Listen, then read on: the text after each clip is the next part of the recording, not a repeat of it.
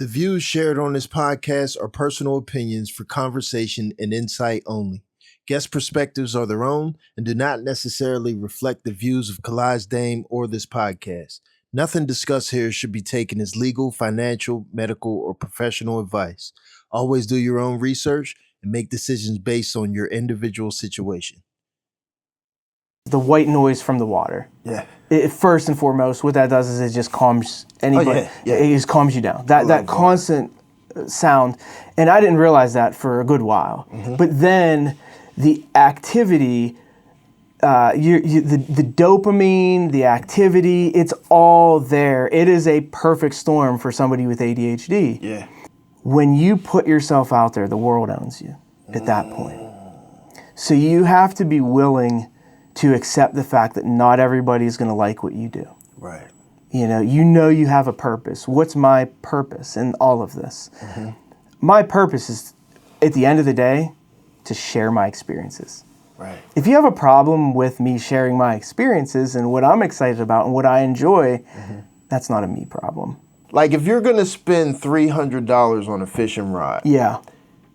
If that's the only money that you have to spend on a fishing rod for a while, you want to make sure that it fits your style of fishing. I agree with you 100%. And I feel like, when you're looking at that kind of investment, that is really, you should do your own research. Yeah. First and foremost. Yeah. You're your own advocate. And I was waiting in the gift shop from Maverick, mm-hmm. from the Ride Maverick, mm-hmm. and I'm standing there. This guy in a red shirt, I never forget it, it was like yesterday. Mm-hmm. He comes off and just stares at me. And I have that shirt on. The logo's on the back, but you can see the name on the front, right? Yeah. And he's just like this, like looking at me, and he's just like not taking his eyes off me. I'm like, this is getting a little creepy, right? And then he walks right up to me, but never like looks away. You're him, aren't you? We just shine a light where they hide the gray. It's the Kalaj Dame podcast. Like my target is more, I almost want to call them nerds, like middle class, cool nerd dads. I'm definitely that. Yeah. That's for certain. It's funny you say that because leading up to this and watching your podcast, mm-hmm. I questioned, mm-hmm. how did I fit into this? Yeah. How do I fit into this niche that he's trying to achieve? Yeah. And it's ironic you said that first thing out of the gate because that has been my question from day one. Like, where does the fly fisherman fit into this? And that's cool you addressed that like right out of the gate. So yeah. I just wanted to make sure that was clear. I've had a few people. So like a friend of mine is an electrician. Right. I wanted to bring him on, and he's like, "Dude, how do I fit into your content?" Right. I'm like, "You're an electrician. Like you're successful in your own right at what you do, and the whole thing is bridging gaps. Like the whole concept of the podcast is to bridge gaps between the successful and unsuccessful, the various cultures, ideas. My thing is, there's so much separation and division, and varying opinions on everything, and misconceptions and ideas that don't make sense, and there's gatekeepers, and we don't like them over there, and if they say the word Trump, I hate them, and if they say the word Biden, I hate them. Right. And it's like, from a bird's eye view, I just feel like we don't understand each other. I feel like I 100% agree with you, and that's what I like about fishing. I'll be honest with you, I used to be big into politics, and anybody who knows me knows that. Mm-hmm. And I still am into politics, but fishing has allowed me to find more of myself and less of worrying or even thinking about that kind of division stuff. And it just allows me to be a person holding a fly rod. Yeah. Fishing with another person, holding a fly rod. Exactly. There's when you're standing in a creek or a lake or river, wherever you're fishing, politics don't even matter at that point. Yeah. All that matters is if I'm catching more or bigger. Dude, that is such a huge concept because I try to go up Erie every year fishing for steelhead, right? And even since then, Which, by the way, I did not get that call to go. Wait, to go up Erie? Yeah. I didn't get any call. When's the last time we went? When did we go? We didn't go. We just went that one day. That one day, that was it. Was that? I don't even remember. I don't was remember. That the fall or? It was rough. I remember that because it was like, winter? Yeah, it was like mid. Like last year? Yeah. So I haven't gone since then. Okay. It's literally the last time I've gone. All right. Fair enough. So yeah, I will say when I do go back, I will give you a call. Yeah. But my thing is, in fishing in general, you never know who you're fishing next to, and Right. it's almost always love. Right. It's almost always, hey, I'm catching them on this bait. You want to try some, and It's love until it's not. I don't know if you've seen some of the videos that are out there right now, opening day, which is absolutely ridiculous. I stay away from opening day. It's wild what you see people fighting over stock trout. Literally fist fights and things like that. It's just wild to me. I don't understand it. Yeah. But just like the other day, it's ironic once again that you say it that way because just yesterday I was out with my daughter fishing. And, she's younger. She's 18. So they find humor in things that I used to find humor in as well. Somebody falling, stuff like that. So we're in the creek, and she'll be probably mad at me that I brought this up on here. We're in the creek, and the gentleman upstream, I don't know what happened. I wasn't really fully paying attention to him. Mm-hmm. But at some point, he fell. And she kind of laughed a little bit about it. And my immediate response as a fellow fly fisherman was, is he okay? Right. Because that's the respect that you have when you're out on the water. Mm-hmm. Water's dangerous, and people don't realize how dangerous it is. Whether it's 2 inches or 2 feet, it's dangerous. It can be dangerous. Mm-hmm. So when you have another human being that's out there and they fall, you have almost a responsibility to make sure that they're okay. Right. And you would hope that they would do the same thing for you. I know I would anyway. Yeah. So I know she kind of laughed a little bit about it, but at the end of the day, she was like, yeah, he seems okay. She came back to, who she truly is, but she's a kid. Yeah, she's a kid. You got to allow that a little bit. I'm not going to lie. There's times when I laugh too, but I'm trying to make sure she understands because it was only her second real-time fly fishing. Okay. So I'm trying to make sure that she understands that, there's times for that, but when you're out and you see somebody that's by themselves and if they fall or if they have a situation, you check on them. You make sure, because that's the culture of it. That's what I like about it is that camaraderie that people gather together. And like you said, you don't know anything about that person. You just know that that's a fellow fly fisherman that fell, maybe hurt. Who knows what else? The gentleman was older. Who knows? He just fell. It could have been something far worse. Right. So you just keep an eye out for others' safety as well. Just like I say, you hope they do the same for you. That's the thing. I want to get back into this. Let me just go through this real quick. Here we go. So, okay, I don't have all the information, but what I do know about you, the most important thing, and generally I feel this probably does a disservice to you because a guest I feel should have like this long list of what this person does. And I could give you a long list, but I feel like the audience won't exactly, maybe what I'm trying to articulate just won't resonate with the audience. But from my understanding, you are absolutely a stand-up guy. You are what I would consider almost like a role model. I mean, we're around the same. In fact, I'm older than you, right? I don't know how old you are. We're somewhere around the same age. I was going to say, I think we're around the same age. But almost like a role model where, like, I would be happy to send my children around with you. That in itself, I feel like is priceless in terms of, me at this age where, having a family, having people you can trust and stuff like that just goes. That's a very big thing. So you're welcome. So we have that. We also have just a generally loving, accepting, got a humor side to you, just a great guy overall. To the point, you actually reached out to me like, hey man, let me help you with some fishing stuff, right? I love it. I love to help people.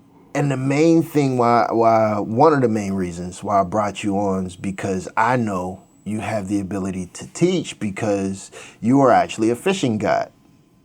So that opens up doors to the understanding of like PA wilderness and, do's and don'ts and style and type of fishing. I'm not a guide, remember.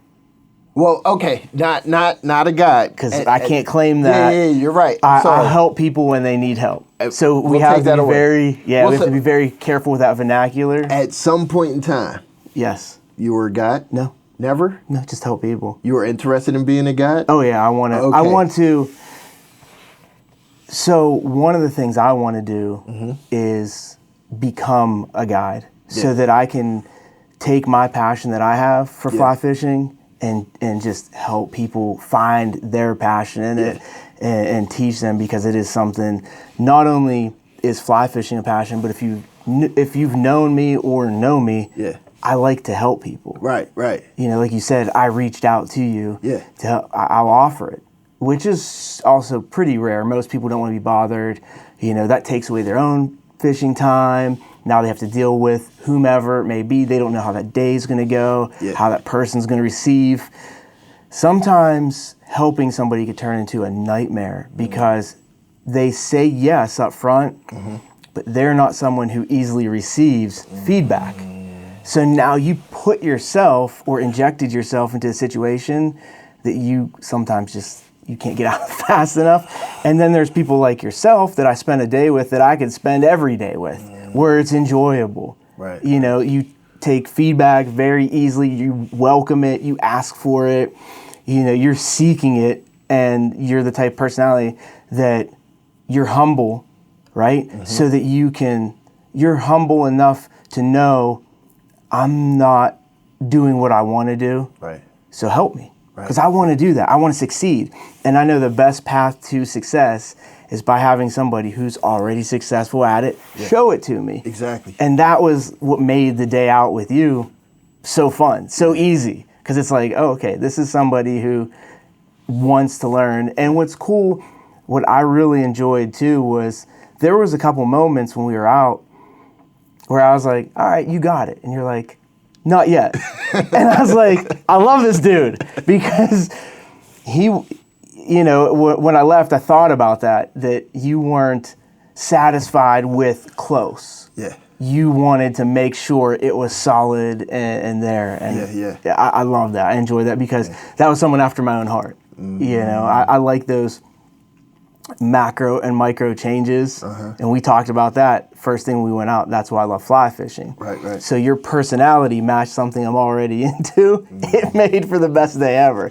Like you said, we can joke easy, our personalities, we joke around, we had a great time. Plus you have that analytical aspect as well. The combination of both those makes for just a great day, enjoyable day. Absolutely. See, play cousin. Yep, play cousin. There you go. Yeah, man. That trip for me, and I'm a little upset because I feel like I should have contacted you to go since then. It's been like a long time, and I know just in general, practice makes perfect. Right. And the more time you spend away from it, it's like you almost need to relearn it all over again.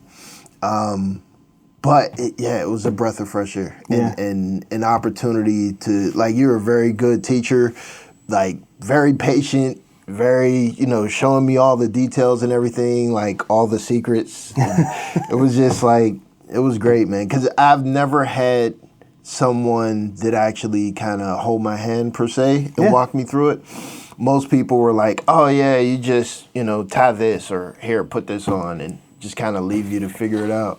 It's hard when you're an adult man to be vulnerable enough to accept help from another adult man. Right.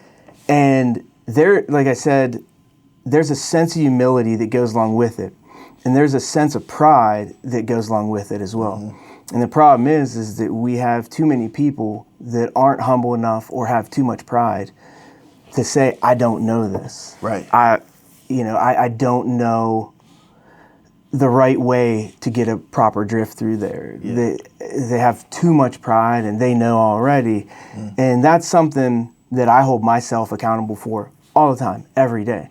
If I'm out with anybody, whether that person is a quote unquote professional or somebody that I'm just fishing with for the first time, a friend that I may have met, I'm asking it's kind of the same questions like you do. I'm watching, I'm paying attention to every little detail that they're doing, whether they know it or not.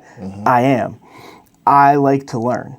So every time I'm out is an opportunity for learning because I want to be the best that I can be. I don't want to be better than anyone else. I want to be the best version of myself in this, in this industry, if you will. Exactly. It's just something I enjoy doing, just learning that aspect. My bad on the guide slip up too. Where that came from is when we first met. I remember you saying you're not a guide. Yeah. I remember that. I also have almost like maybe some clouded memory of you saying either it obviously wasn't that you used to be, but like you're trying to be or you want to be, but you were like, you don't have your license to do you it have yet. to have a license in Pennsylvania to guide. And the one thing I don't want to do is lose that ability to get that at one point in the future. So, there's I don't want to say a fine line, but you have to watch what you're doing and how you're doing it. So 2 friends going out and teaching and things like that is perfectly fine. There's there's other licenses and things that you need to make sure you have in place. 2 guys going out, 2 people going out fishing is perfectly fine. Is there a reason specifically why you haven't done it yet? Like, is something preventing you from it? Financially. Yeah. So there were things in place that I had on a personal level and on the business side that I had to make sure that I, timeline-wise, that everything was structured in a correct pathway. That's all. There's some investment involved. It's not even a large investment, but there's a path that I needed to take first, that I wanted to ensure myself first. There's also a slight part of me that you have to question and ask yourself, are you willing to give up the time necessary to do that when you could be fishing? So, you have to ask yourself, are you willing to sacrifice your own time? So there's a little selfish aspect, if you will. That's time I could be fishing where you're not fishing as much when you're guiding. When you're solely guiding, unlike what we did where you're not fishing together, you're standing back and you're coaching and watching and giving feedback constantly. Yeah. Whereas, what we did is just hang out and fish together. So that, and you might beat me up about this one, but there are definitely moments where I'm looking forward to a great fishing trip and like my wife or somebody will say, hey, why don't you take the kids with you? And it's like, fuck, no. Like, in my head, it's like the worst thing because to me, I know that changes my fishing trip into a coaching trip, a spectator, where I'm untying lines, fixing broke poles and eyelets and taking fish off the hook and putting the bait on. Like, instantly, my fishing trip just goes downhill. Listen, I think that's literally every parent that is in fishing, I think that is their thought process. Every single time they go out. Every parent, no, I don't want to say that. Parents that love their kids, that are good parents, they want to do both. Yeah. And you can't. You can either go out with your kids, especially if they're below a certain age, and you're going to be that. You're going to be untangling rat's nests. You're going to be fixing everything. You're going to be retying everything. There's a snag. You're going to be walking over and doing that. But there's an age where it's like an investment. What's your ROI on it, right? Yeah.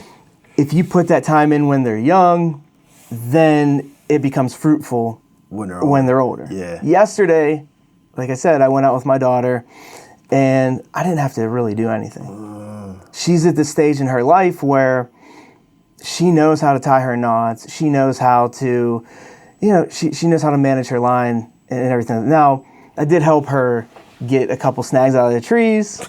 It happens. Yeah. I'm not much taller, but a little taller, tall enough for me to reach and get those snags out of trees. Yeah. But, you put in that time up front and it comes out. And it's cool because when you have kids, whatever you build into your kids, whatever you invest into your kids, you're going to have an awesome friendship, and you're going to have someone to fish with if that's your thing, like mine and yours. Well, you know, we were into dirt bikes. Now I have somebody that I can go grab a dirt bike and we go riding together.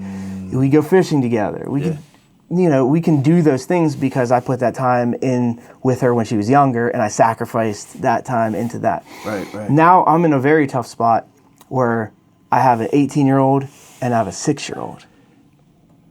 So my 6-year-old isn't as interested in the things that I'm interested in. Okay. She likes to pull to mom a little bit more.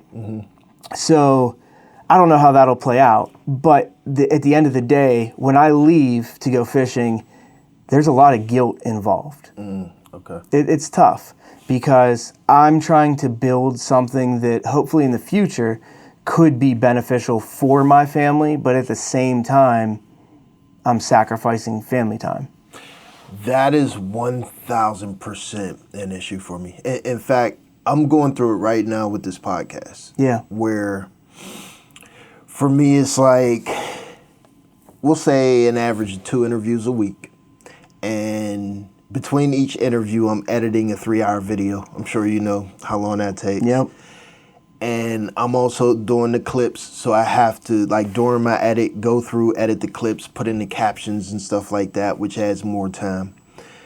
Plus, I have a normal 9-to-5 job. Right. So time-wise, I might have like 5 hours a week spread out, you know, between different days where I just don't have time for much. And it's frustrating because the podcast is growing, and it's like I can't let up on the throttle, because if I do, everything I work for will just, it'll either come to a halt or it'll slow down significantly. Right. But at the same time, my kids are growing up, and these days are like, especially for like my 11-year-olds, 12-year-old, these days are like valuable. At some point, they're going to be 15, 16 years old, and they're not going to want to hang out with me anymore. Yeah. You know what I mean? It's the problem anybody who wants to be successful has. Whether it be building a podcast or building a big business, right? You have to allocate, you only have so much time in a day, and you have to figure out how to allocate that time. Yeah. You can't create more time, so you have to utilize it as best as possible with what you have available. And, you know, what I've been trying to do is, Sundays are my days. Okay. Usually are the days that I go out and I fish my longest periods of time, because my oldest starts, she's the first to the gym for cheer, and then my youngest, and then they're there almost cumulatively until like 1:30 on Sundays. So to me, I feel like that's a great time for me to get out and be home as close to that as possible, which isn't always the case. And I'd be lying if I said, I'm not perfect. And there are days where I want to get further. I want to drive further. I want to go to different streams or creeks. And because maybe I have a goal that I want to achieve. So I have to go out there. So the drive is longer. So that means the drive back is longer. So that means that I'm either going to do one or two things. I'm either going to fish less or be home later. Right. Do you see what I mean? So if I'm fishing less, what's the point? And then fishing later, now I'm sacrificing more time. Right. You know, it's odd because a lot of people don't understand really social media and what some people are trying to achieve, right? You're working towards something with your podcast. Right.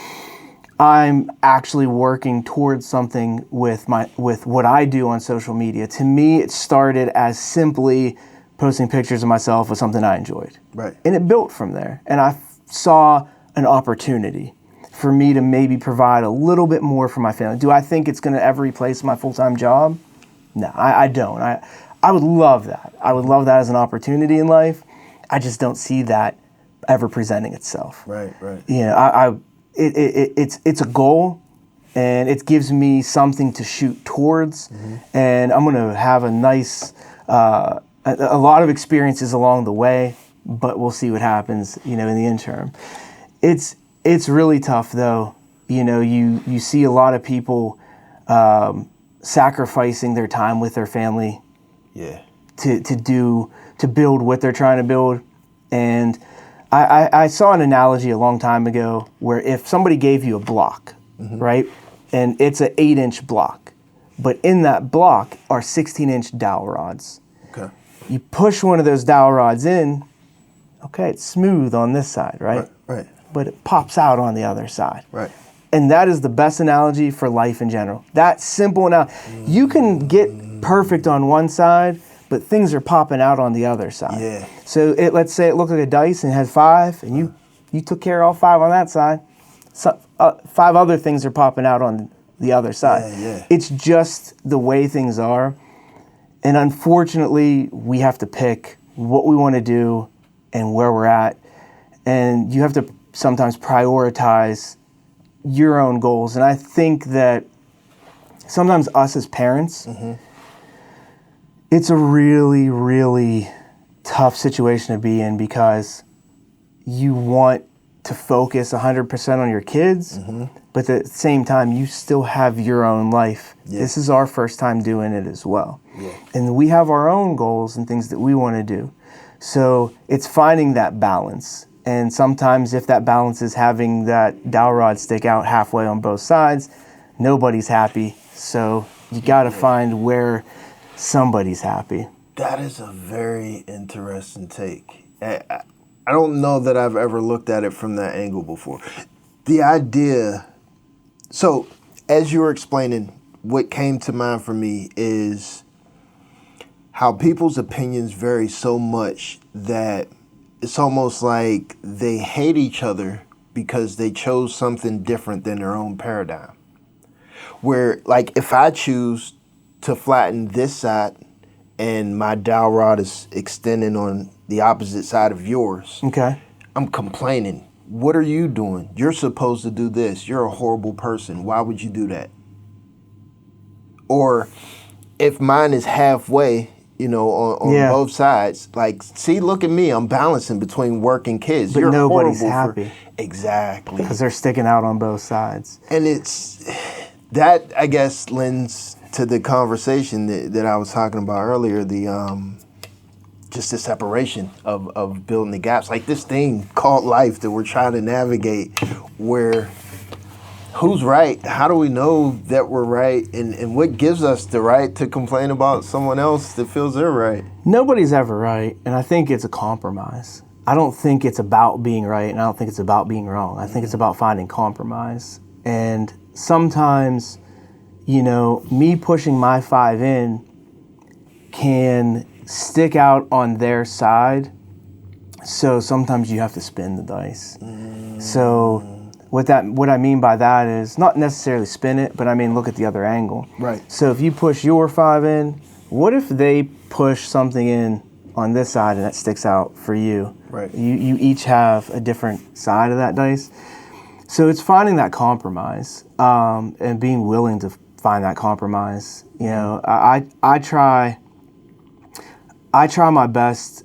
It's hard, like you said, being a full-time dad, employee, father, and husband, and trying to do something for yourself. That is a whole conversation within itself. I mean, we could do a whole podcast on that. Yeah. But here's the thing: is that when I say that, immediately I recognize my wife has the same exact thought process. Yeah. She's going through the same exact thing. Yeah. So I'm fortunate enough to have a wife who is understanding and supportive of what I do. I'm not saying that every day she is a cheerleader for me leaving and going fishing. Right. But I'm saying that It's like the mean value, right? Yeah. Of the days combined. She knows that I have a goal and that I'm trying to do something or achieve something, and it's important to me in my life. Dude, and let me cut in by saying I met your wife. She is absolutely great. Popped up out of nowhere with all the snacks and drinks, and man, extremely supportive. Like her energy just at that moment told me almost everything I need to know. Like, Yeah. wonderful. She's been that way since I met her. Like, Nice. absolutely, just a ball of energy. I mean, like, she keeps me going days when I'm just not feeling like it. There's many times, and it sounds ironic that, you know, at the same time that she's not always happy that I go fishing, Yeah. but there are many times that she knows that the best thing for her to do is to look at me and go, you just need to go fishing. And there's been numerous times where she's pushed me out of the house to go, because she knows mentally I'm just in a state where I need to get out of the house and go fishing. I enjoy being outside. I enjoy that. Sometimes I don't even know if it's the fishing. I don't know if it's the white noise from the water. I don't know if it's the sun on my skin. I don't know. It's just, maybe it's all of those things combined. Yeah. But whatever it is, it works for me. That's a huge thing. Like, when it comes to men's health, like, a lot of times, especially like for our generation, where there are men that don't have that, like, don't recognize that about themselves. And that's not even speaking to the ones that don't have a wife or a woman that recognizes that, right, and you know, can send them on that lane, like, hey, you need to do whatever it is that lets you and allows you to recharge. That's incredible to see that and to have that in fishing. And I haven't personally been the best partner with making sure that she has an outlet. Mm-hmm. You know, it's something we've had conversations about. Mm-hmm. It's very difficult for her because, you know, we have kids and our youngest is very attached to her right now. So I try my best to make sure that she has an outlet, but it's difficult. She's trying to balance. She has a full-time job as well, which is away from the house. So when she gets home, she doesn't really, we're opposite. So because I work from home, I want to take my break away from the house when she works from home. So when she's off, she wants to kind of relax and stay home. That makes things even more difficult sometimes. So it's good that I think both of us have a lot of good self-reflection in that, that we acknowledge where we're at, you know, and sometimes I have to push her out, like, hey, do you want to go do whatever, go get your hair done, go tanning, whatever, you know, she wants to do for that day. Right. But it is difficult because right now we have a younger one who's attached to her. Yeah. So that's the thing. Yeah. I wanted to touch on, not touch on, but kind of dive into the social media stuff. Yeah. I won't even say neglected. I was going to mention it, but the conversation's been crazy organic so far. So along with you not being a guy, but a really good guy that teaches people how to fish, right, and fishes every day, you're also a social media influencer. Yep. So from what I noticed, and this is like before my exposure to your social media, like I don't think I looked at it before we went fishing, no, but I remember. I don't recall that being the case. Yeah, I remember you telling me about it, and you pulled out the net. Was it like rubber or silicone or something? Yeah, it's silicone, so it helps protect the trout. Yeah, you're like explaining it to me, and then I think you handed me the camera, like, here, point this at me and feel. I'm like, what is this dude doing? Okay, sure. And I went and looked, and it's completely like branded, Trout Monkey everywhere, and it's, you know, tags with different companies and stuff like that. And I'm like, wow, he's like doing it for real. Yeah. And one of the first things I noticed is you didn't have hundreds of thousands of followers. Nope. And to me, the whole idea of being an influencer is like you have to race to get hundreds of thousands of followers, and then all of a sudden you'll be an influencer and the companies will come calling. But it's like, no, he's doing it now and doesn't have this crazy outlandish number of followers. So, like, how did you get from the just fishing and love of fishing to being a social media influencer without skyrocketing your numbers? Well, I'm going to give an insider secret. Okay. Okay, and I don't know if this will make it or should make it, but I will, to the final cut. Yeah. But I'll tell you. So there's a huge paradigm shift on influencers.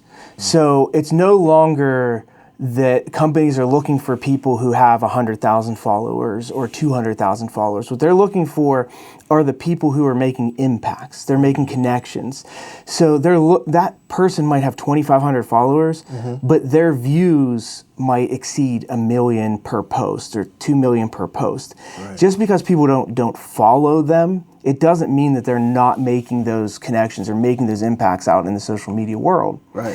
To the flip side of that coin, you could have somebody who has 100,000 followers that nobody really cares about.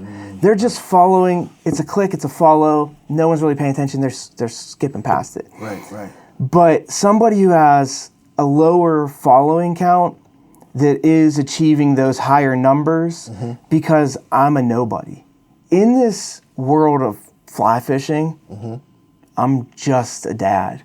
I'm just me fly fishing. Right. So marketable relation is that I am more relatable. I get it.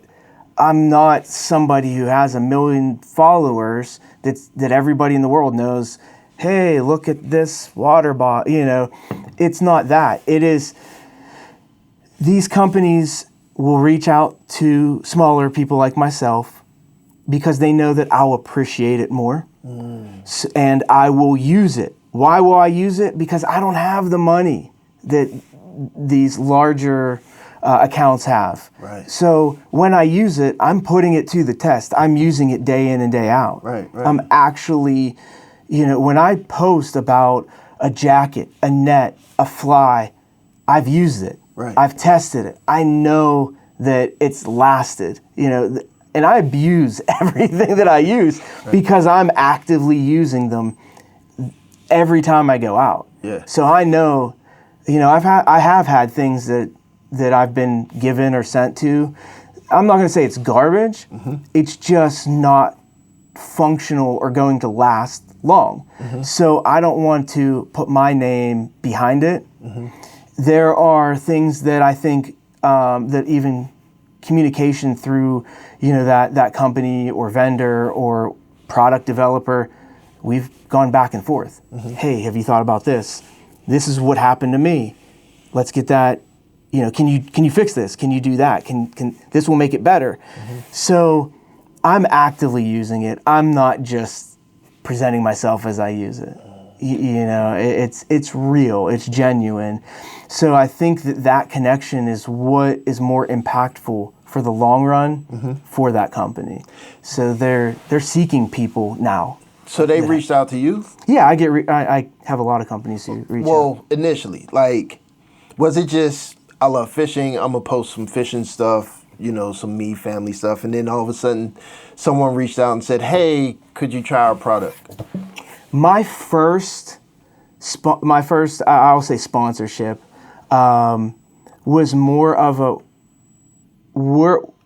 you're local, we're local, try these out, if you like it, post it. And then it just kind of built from there. Right.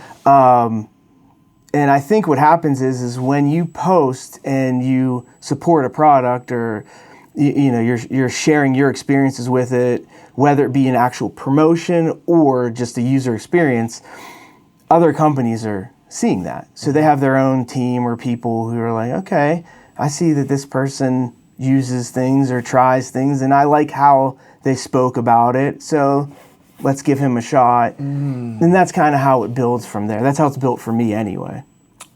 Nice. There have been a couple companies that I've reached out to, and there have been a couple companies that have reached out to me. So there were my waiters, for example. That was a company that I reached out to because I was very dissatisfied with what I was experiencing with waiters. And I had somebody who liked what they had and what they did. And I reached out to him. I said, hey, here's what I'm going through. Here's the experience I'm having. I have somebody who has tried your waiters, love them.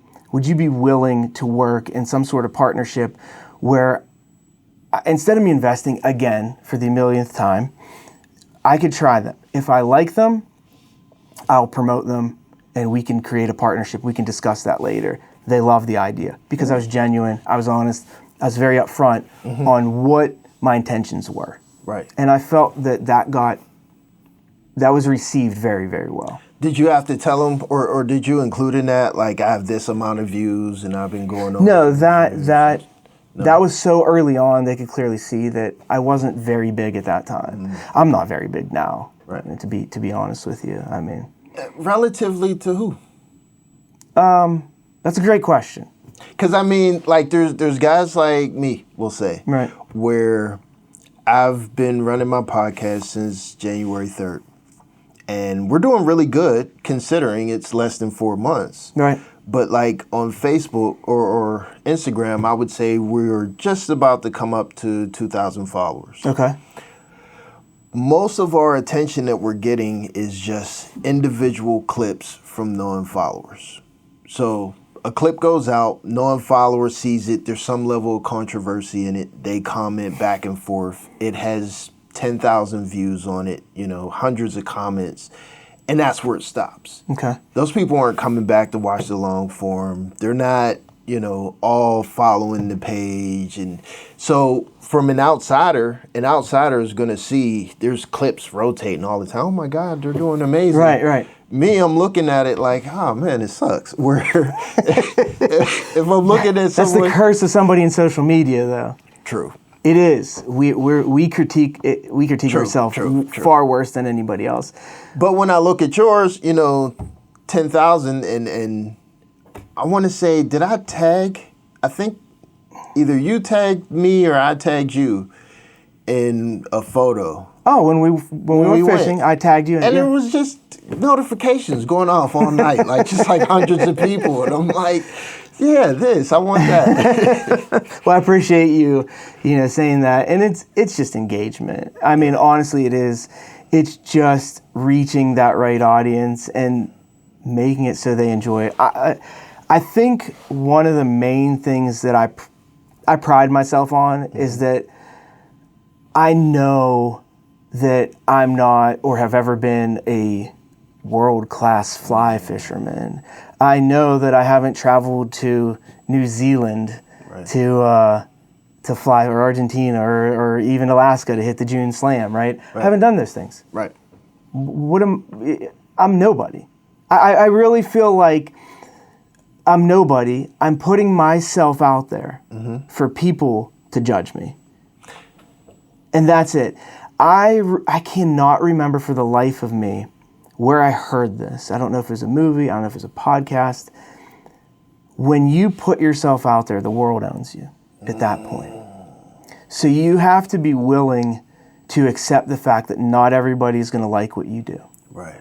You have a purpose. What's my purpose in all of this? My purpose is, at the end of the day, to share my experiences. Right. If you have a problem with me sharing my experiences and what I'm excited about and what I enjoy, that's not a me problem. Right. But it's not. There's something internal with you that you have to deal with. And I hate saying it that way, and that sounds very mean or rude, but I feel like that's a real thing. Yeah. To hate on somebody that's just enjoying their life is interesting. Sorry to cut you out. I want to interject with this idea here. When I look at fishing, I feel like, okay, there's some animal rights people maybe that have something negative to say about that. But in general, most people would be like, it's pretty harmless. Anyone can support that. I look at podcasts, especially what I'm doing here, where, one of my podcasts was a guy that owns an exotic dancer company. Okay. And, me having a job in the corporate world, and the guests that I have, they vary all the way from really spiritual, religious people to, criminals and thugs and just anything all across the board in my attempt to bridge the gap so that people understand each other better. But I feel like it brings a level of controversy, especially because I'm clipping up everything where people are catching bits and pieces of a conversation where it made me scared before I did it. And my wife and I had a conversation where she's like, don't get us canceled. If you get yourself canceled, don't mention my name. And I'm like, it made me really nervous. I think in today's temperature of the world, you could get canceled for anything. True. And I think if you walk that path of worrying about that, you're not living. You're not living life. You're not living true to yourself. Right. Okay, so be cautious of how you approach that in life in general. But as far as fishing and your original question about, that, I think that just comes with the territory. I think that's expected. Whether it be an animal rights activist or a spin fisherman who thinks fly fishing is lame. That's great. It can be anybody. It can be another fly fisherman who just doesn't like you. Right. I think you just have that in life in general. So I just take that as that's part of life, and I move on. I post my posts, and some of them, you start critiquing yourself, and you start over critiquing yourself, and you start thinking, well, this person's gonna think, or people are gonna laugh at me because I said this, or I looked this way, or I said this. Or in my case, I fished for stockfish over wild fish. Okay. In social media, especially, there's an old phrase that can be applied now. Talk good about me, talk bad about me, doesn't matter, as long as you're talking about me. So I have to accept the fact that people are going to both talk bad about me and talk good about me. Right. And the great part about social media is that they equally help me. Right. So when people engage in your posts, whether it be long form videos, a clip, a simple picture, and they're taking the time to make a post, that's an interaction. And that's part of the algorithm. Right. That's what they're looking for, an interaction. Right. They're not seeing what the interaction is, it's an interaction. Right. That's all they care about. So when somebody will sit there and just berate you on something, I like to respond. I won't get argumentative. I'll do something like, hey, thanks for noticing that or calling that out. I want to keep that going. Keep it going, right. Take it as a win. I'm not going to argue with them. I'm not going to fight back and stuff like that because I'm not, that's not my purpose. You're such a better guy than me. I haven't done it, but there's a troll inside me that's screaming to jump I'm not out. saying that I've been perfect. I'm just saying that I'll spin that and flip that Okay. to something that is positive for me. Right. Because at the end of the day, I'm posting for social media. I have to acknowledge those things. I have to acknowledge that that's going to come with it. How can I turn this around? Right. That's all it is. That's what marketers do, PR people. Yeah. They have to have that mindset. And that's really, when you're in social media and you're running yourself, for me, I am my own marketer. I am my own PR. I am those things. So I'm my own multimedia guy, So I have to put those hats on all the time to think that way all the time. What would you do either differently or what would you ramp up if someone said, look, reach the point to where you're able to live off of just, fishing and being a social media influencer. Like, we will pay you until you reach that point, but that's your goal, do it. What would you do? That is literally my goal in life, just so you know. Okay. I would love to get in a position where, whether it be social media or somebody is financing my life so that I can do that. And it's symbiotic. It's just, to me, it's no different than what work is doing right now, right? They're paying me so I could live my life so I could go do work. Right. Because that's all it is a cycle. You're on a hamster wheel. But what if I was taking work and flipping it to something I enjoy? Then it's no longer work. It's I'm getting paid to live life. I'm doing it for free essentially right now. And I was prior to any any company backing me or providing me, any equipment or anything like that, right? So what I would love the opportunity to say, okay, financially, here's what I need. I'm going to go out and make you content that makes people want to be part of your brand. That's what I would like to achieve. If I could achieve that, I know that I've hit my goal, because then I'm getting paid. It's just working in a giant cycle. I'm getting paid so I can cover all my family needs, to do something I love, to also help a company that I should love as well, which would all benefit, it would benefit everybody. And that would be the ultimate goal. There are people who that's what they do on social media. There's 2 YouTube channels that I watch, and that's what they do. They post YouTube videos, they make enough from those and some apparel sales and things like that to go out and make more videos that people watch. And it's just a cycle. And that would be the goal, Do you know what it would take to read? Like, if you could just, I don't know, write it down. Like, this is the plan. I think it'll take this within the next year. So yes and no, and I'm not going to attach numbers to it because there's personal aspect in there as well. Right. It would take X amount of dollars to cover what my salary is. Okay, so that puts us right back where we're at. However, it would also take, and I don't know how that would be structured, all the trip fees. Right. So whether it would be structured that they pay all the trip fees and food and everything else, or would it be something that should be included out of my salary? So what would you do though? Like, and how you run your social media differently. Is there anything specific that, whether it's like post more or like various other places, do more cross collab, like is there anything you feel you could do that maybe you're just held down or bogged down by time or something that would take you from 1 to 100? Yeah, absolutely. There's a multitude of different things, and I think they work together, but also separately. First and foremost is my time. I don't have the time to put out there to create the level of content that I would like to create. However, at the same time, I've recognized that you can create content with the time you have, but it's limited.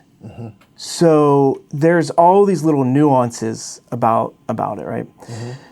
The problem that I have and that I would like to do is that I would like to travel more and go to more destinations, what would be considered destinations for me anyway. Travel more and go fish those areas. And I think those are the channels that do much better. Anything showing that excitement of traveling and that excitement of new experiences and new destinations do far better than somebody who keeps fishing locally and, hey, look what I caught, here, those kind of things. I think that destination aspect, that wonder that people have about traveling the world, that's what pulls me in. When I watch those YouTube channels, you could ask my wife, it is, oh my God, look how beautiful that when they're coming in on a pontoon boat in Alaska, I'm not going to get that driving to a local river or stream, and I can't present that. Even with a drone, I can get something, it's something similar, something close, but it's never going to present like flying a bush plane and landing on a bank somewhere and having that experience, because that is what brings people. You always want what you don't have. It's human nature. Nobody is, well, I don't say nobody, I'm sure there's somebody out there. People are more inclined to want to try to get that Ferrari than they'd ever be to try to get, I don't know, insert any car you want to that's not a Ferrari. Right. I'm not going to insult anybody, but you understand what I mean. It's that draw. It's that, oh, I wish I had that. I wish I could do that. So those are the channels that I see that are able to put out more because they're traveling more, they're doing more, they're going more places, they're catching fish that 20-year-old or 30-year-old or that dad like myself who has a family is thinking to himself, man, I'd love to be able to pack up and go see that. I have, my wheels are turning right now. Like as you're describing everything. So, okay, first thought that comes to mind, I follow a bunch of like wildlife, different places. We do, every year we do camping, fishing, whole family type stuff. Try to at least. Every once in a while, a group will post a picture that's like amazing with waterfalls and creeks. And I'm like, oh God, it's gorgeous. And they're like, oh yeah, this is in Ohio at such and such. Yeah. And like, as you were explaining how you wanted to travel, I'm thinking like, oh, that would be dope to just go around between like West Virginia, Ohio, and PA and just show like all the secret, beautiful places that no one knows about. And then, fish the mountains of PA and the springs. And, oh man, that would be dope. One thing I thought about doing a long time ago, really quickly out of the gate with social media was to travel and do basically like podcasts on the water. So just get to know that person and talk to them on the water. Like, why do you do what brings you to fishing? What brought you to fishing? What do you love about it? And do that on the water while we're both fishing. So it's not just a podcast. It's not just a fishing video. Yeah. It's both. I don't know that won't come to fruition one day. I would like to see it. I don't know. We'll see what happens. The future will tell. I've definitely had the same idea.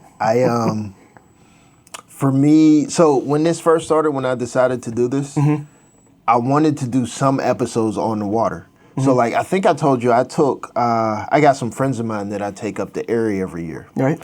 And I was supposed to bring them here. Well, I brought one of them, not the other one, so far, to talk on a podcast. And I'm like, initially, I wanted to do it up in Erie while we were still here fishing. Okay. But then the idea of like, who's going to operate the camera? There's so much equipment, backpack. If someone accidentally knocks over a camera or something, like there's so many nuances to it. It was kind of like, I don't think that's the greatest idea. Yeah. But like, as you explain it, it's kind of like, I still believe it would be a great idea, like if someone could figure it out. So like, I wanted to get people that either have never fished before or like are known for something else. Like, just imagine if you get, I don't know, Nas, Jeezy or something like that. Hey man, come fishing. And you're like trying to teach them how to tie a knot or something while you're fishing. Like, I feel like that'd be a great idea. Yeah, I think it'd be an excellent idea. There are people, Lucas Black, I don't know if you know who he is. Doesn't sound familiar. Main character in Tokyo Drift. Tokyo Drift sounds familiar. All right, so he fishes all the time, but he's a bass fisherman. He's someone that I would love to fish with. I mean, I can fly fish for bass. I'll spin with him, but it's somebody that I would like to fish with. Yeah. Just because I have such a connection with his movie, right? Yeah. And he's very faith-based, which I also have a connection with. Yeah. So, and then you add fishing to that. That's the trifecta for me. Like, we're in the same wheelhouse. Malcolm Stewart, I don't know if you know who he is, dirt bike racer. Never heard of him. He's into dirt bikes, into fishing. Like, I mean, same kind of scenario. Yeah. Like, I would love to go fish with him. That makes sense. So you got your, I think Paul George, basketball. He's into fishing. There's a few other people. I'm the worst person for basketball. Yeah. So the idea, I know a whole lot of people that you would never think were like really big into fishing that are. Dude, first episode, the pilot episode has to be me and you. Let's do it. Where you come bass fishing with me. Let's do it. I'm down. Like, seriously, I'm down. Yeah, I'm 100%, man. If we can find a way to get the cameras and stuff, maybe have somebody there filming or something. I think I can make that work. Yeah? Yeah. It's going to be a little bit more raw than the filming, but I think that's what will make it work. Yeah. That's what will, it will do. I think we can be okay on that. I think we'll be Nice. okay. Yeah, I'm definitely in. That'd be great. Wow. The more and more we talk, I feel this energy of healthy grown men. Yeah, absolutely. What does that mean to you? Like, what does it mean to be healthy as an adult man versus unhealthy? Because, like... All right, this is a great topic. Okay. Okay. The reason this is a great topic is because for years I always laughed at men that would go on trips with their families, like down to Disney World, for example, and we would drive down or ride down whatever to the parks, and I see all these guys golfing. I'm like, hey, these guys are crazy. They're at Disney World with their families and they're golfing. And I always thought that's wild to me. Like, I always looked at it as unhealthy, right? My wife pointed out, that's me. I just fish instead of golfing. Right now I have 2 girls who are in competitive cheer. Every time we go somewhere and we get to travel and it's a place that I've never fished before, it's my goal to fish there. Not just fish there, but I try to catch in a new place all the time. So I these little goals, right? Right. And she pointed out that you're doing the same thing. It's just a different hobby. Right. And what this circles back to, the healthy and unhealthy, is I looked at that as unhealthy for so many years. But for me now, I realize that it's something that apparently I need. It's a release. It is what grounds me. It's what allows me to be calmer when need be and be a better version of myself when I'm not able to. There's times, like I said before, that my wife has said, you need to go fishing for a minute. Right. It grounds me. So I think that hobbies in general, whether it be fishing or golfing or basketball, I think they can provide better mental health. As we both know, mental health is very serious when it comes to men. Men are more likely to commit suicide. We talk about that all the time. And I'm a huge advocate for mental health. One thing I don't know, I believe I shared with you, is that I have ADHD. And I found that fishing has grounded me in that as well. It has provided better patience, especially. Right. I used to explode, which is a trait of someone with ADHD. You just get, a lot of anger inside you and agitated. That's the word. Thank you. You get agitated very easily. But when you're trying to fish and you see that fish and you want to catch it, and now you have a rat's nest, you don't have the ability, I don't know if that's the right word, but you don't have the time, or it's not the right place to be agitated. You have to figure out, how am I going to get from point A, which is the nest, the rat's nest, to catching, at least casting, to catch that fish. Spending time being agitated is not going to get you there. Right. So what is going to get me there? Well, break it down, slow into pieces, which isn't a trait for people with ADHD. Right. If we break things down, sometimes it's too far. And that's a whole different story, a whole nother topic. But it helped me take things a lot more calmly and address them in a more calmer state and manner than I think I ever had in years prior. Would you say, like, you fish so often, you like practice and become really good and efficient at managing like your own patience and attention span and absolutely like 100%. I think that it exercises you. Right. It stretches you. It puts you in uncomfortable scenarios and situations that it makes you face those things. Yeah. And the great part about fishing sometimes is that you're doing that alone. Yeah. So there's nobody enabling you. There's nobody forcing you to do something. You're learning on your own how to manage that if you are dealing with something like I deal with, you're learning how to manage that on your own, and you find even things like coping mechanisms on how to manage those things. But yeah, it pushes you in different aspects and avenues that I don't think that life in other circumstances would do. So let's say, for example, I'm trying to think of something that I absolutely despise, that I have no real interest in. I don't know. Pick a hobby, so I'm not picking it. Pick something, anything. Collecting comic books. I do like collecting comic books. You gotta pick a second I one. like collecting comic books. Okay. Wood carving, woodworking. You said basketball earlier. I don't like basketball, right? Okay. I'm short. Look at me. I played as a kid. Worst idea ever. But so I don't think that I would have the same outcome if I was being forced to play basketball, because I don't enjoy it. Right. So because I enjoy fishing, it's, to me, not viewed as stress. Like there's a tether that kind of not forces you, but helps you. It holds me to it. Yeah. Because I enjoy it, it's not so much, there's not so much stress surrounded around it when I'm doing it or trying to learn to fix something.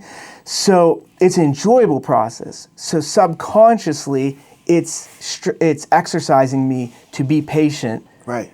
Without me even realizing that's what I just did. Right. Because it was just enjoyable. That's a very serious just concept in general. I feel like I've never been diagnosed with anything. Okay. For the people that know me, like that are around me all the time since I was a kid, most of them think I'm on the spectrum somewhere. All honesty. Okay. I called my sister. We were watching what is the name of it? The doctor dude. I can't think of his name. It's like a doctor that has autism. Oh, Dr. Good? No. Good Doctor. The Good Doctor. Okay. We're watching that, and as he's doing stuff, I'm like, that looks normal. Like, why are people tripping out? And my wife just kind of looks and gives me a look like, you might be on the spectrum. So I call my sister. I'm like, Carp, guess what? My wife, I call her Toonie. I said, guess what Toonie said? She said that I might be on the spectrum. My sister's like, well, wait a minute. What are y'all talking about? So at this point in my life, I'm thinking, I kind of relate to some people that have been diagnosed with ADHD. I kind of have some symptoms here and there, and kind of maybe have some spectrum-y signs. But now being at this age, I've just learned to live with whatever it is I might have. Yeah. And I feel like I've practiced myself to where maybe those things in ADHD that people have, like, just kind of, most of my friends that I see that have it bad are just like all over the place, like just completely disorganized, want to do this one day, that the next day. And I'm like, no, I definitely don't have that. But I feel like almost similar to you, where maybe at some point in time I found something and practiced so much to where, you know, relatively I like perfected or mastered a portion of it to where maybe there's some other sign somewhere. Yeah. But there's different types. Yeah. So inattentive type versus hyperactive. Like I get that you might fall in the inattentive. So. Okay, just to give a clue. I need routine. I need order. I can't take any level of chaos. I need specific things to happen a certain way. So like, for example, I have this, it's like a $800 knife set at home, right? Okay. In the kitchen. Everything, whenever you wash the dishes, everything needs to be put in its place and the blades need to be facing the right direction. When you wash something in the dishwasher, all the forks and spoons, they need to be separated. Everything has to be stacked in the dishwasher the right way. If it's not, it gives me anxiety. Okay, so OCD. Possibly. That's what somebody else said. I stay out of the kitchen specifically because my wife is the complete opposite. It frustrates her to do the same thing all the time. So, well, it's not their ADHD. We are aware of it usually, especially in our age. Yeah. So my big phrase in my house is everything has a place. Yeah.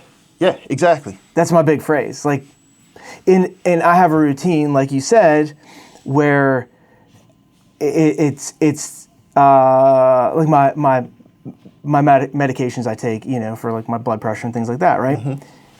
I know that I take them because I walk through my morning in a certain way. Exactly. But if you move them, it throws my whole day off. Yeah. Even my work, the way I process it, it's literally I process it the same exact way. But the reason I try to process the same exact way is so that I can ensure that I've done all the steps necessary, because it's a very, important. What I do is very risky, if you will.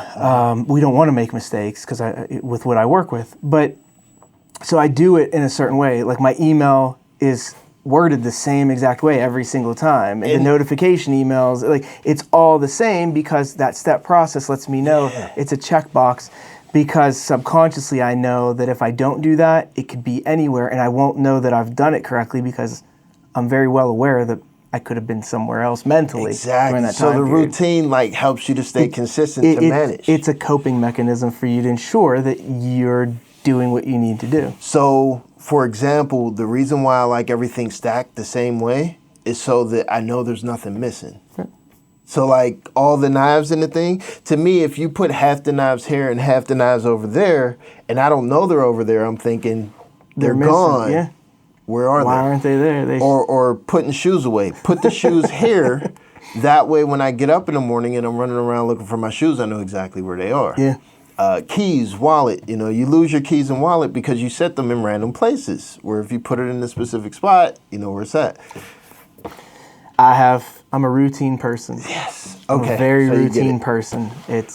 I know times. I know if somebody shows up at my door if somebody walks past my house or something, that person never did that before. I've never seen that person before. Yeah. I know everything that happens around my house all the time, because I pay attention to it. I work from home, so I'm all, there. See, high pattern recognition too. So. Super high pattern recognition, extremely. So I feel like I won't go as far as to say I have the same thing you have, but I feel like when everyone looks at me, whatever they want to put on me is like similar in relation. You might not be far off. Hey. I have found fishing to be my medication without being actual medication, though. It definitely, they say people with ADHD, white noise works very well for them to help calm their mind. Oh, wait. When you drive, have you ever driven with like a radio station that's not in tune on, and like this person in the passenger seat like freaking out, like, oh my God, would you turn that off or put music on or something? I don't think I've ever done that. No. Windshield wipers? I've done. Oh no, I don't turn.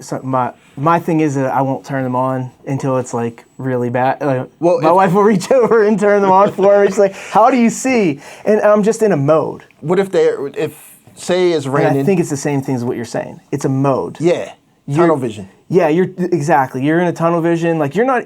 The reason you're doing that at the radio, from probably the same thing, is you're not really even listening to that radio. I don't even know that it's on. Really, I could drive. I'm not paying attention. I could drive for hours without even realizing the radio's not even on at all. Like, my biggest thing is that my wife, if I'm just running somewhere real quick from my house to say my in-laws' house, which is like 2 minutes away, and or anywhere for that matter, if I don't buckle in like immediately, the dinging, I don't even know it's. Dude, same exact thing. My wife will be like, "Are you gonna like? Do you not hear that?" Yeah. No, I tuned that out. Yeah. Like 3 dings, 3 dings in, I tuned it out because I'm not worried about it. I'm not focused on it right now. It's the hyper focus. Right now, my hyper focus is driving, getting us from point A to point B. Exactly. That's it. Like there's no deviation, and that's out here right now. It's not as important. You know what? Something is like happening for me right now. It's almost like an affirmation, like talking to you and hearing you go through the same type of thing. I'm just a guy. I dig it. But my wife is going to watch this like, oh, there's another one like you. Like, yeah. My wife will say the same, I'm sure. That's crazy. Yeah, the windshield wipers, people call me a serial killer just because it's raining. You turn on the windshield wipers, it stops raining, and I'm still going. They're still going. I think I've gotten them. I mean, eventually, what will happen eventually? The squeaking. Man, that's squeaky. Yeah. So the big thing is, if we go on a road trip and there's something making a tick sound, or like a water, you know, how, like a half-empty water bottle will like make that sound. If it's in a cup holder and it's not sitting just perfectly, and you could hear that like little crackle sound. Yeah. That'll set me off. Like my wife knows, like, hurry up, find it. Hurry up and find it before Dad flips out. Yeah. I don't know why. That, like, little things like that. But yeah, at the same time, the windshield wipers can go forever until it starts squeaking. Yeah, yeah. I don't know. That's dope. I feel like the audience can learn from this conversation, the coping of it. So like I know people that have been diagnosed with ADHD. Yeah.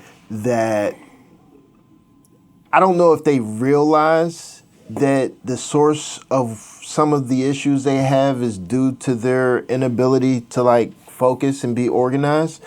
But I feel like it would be helpful just to, like you said, find something, practice being patient, practice being focused. Yeah.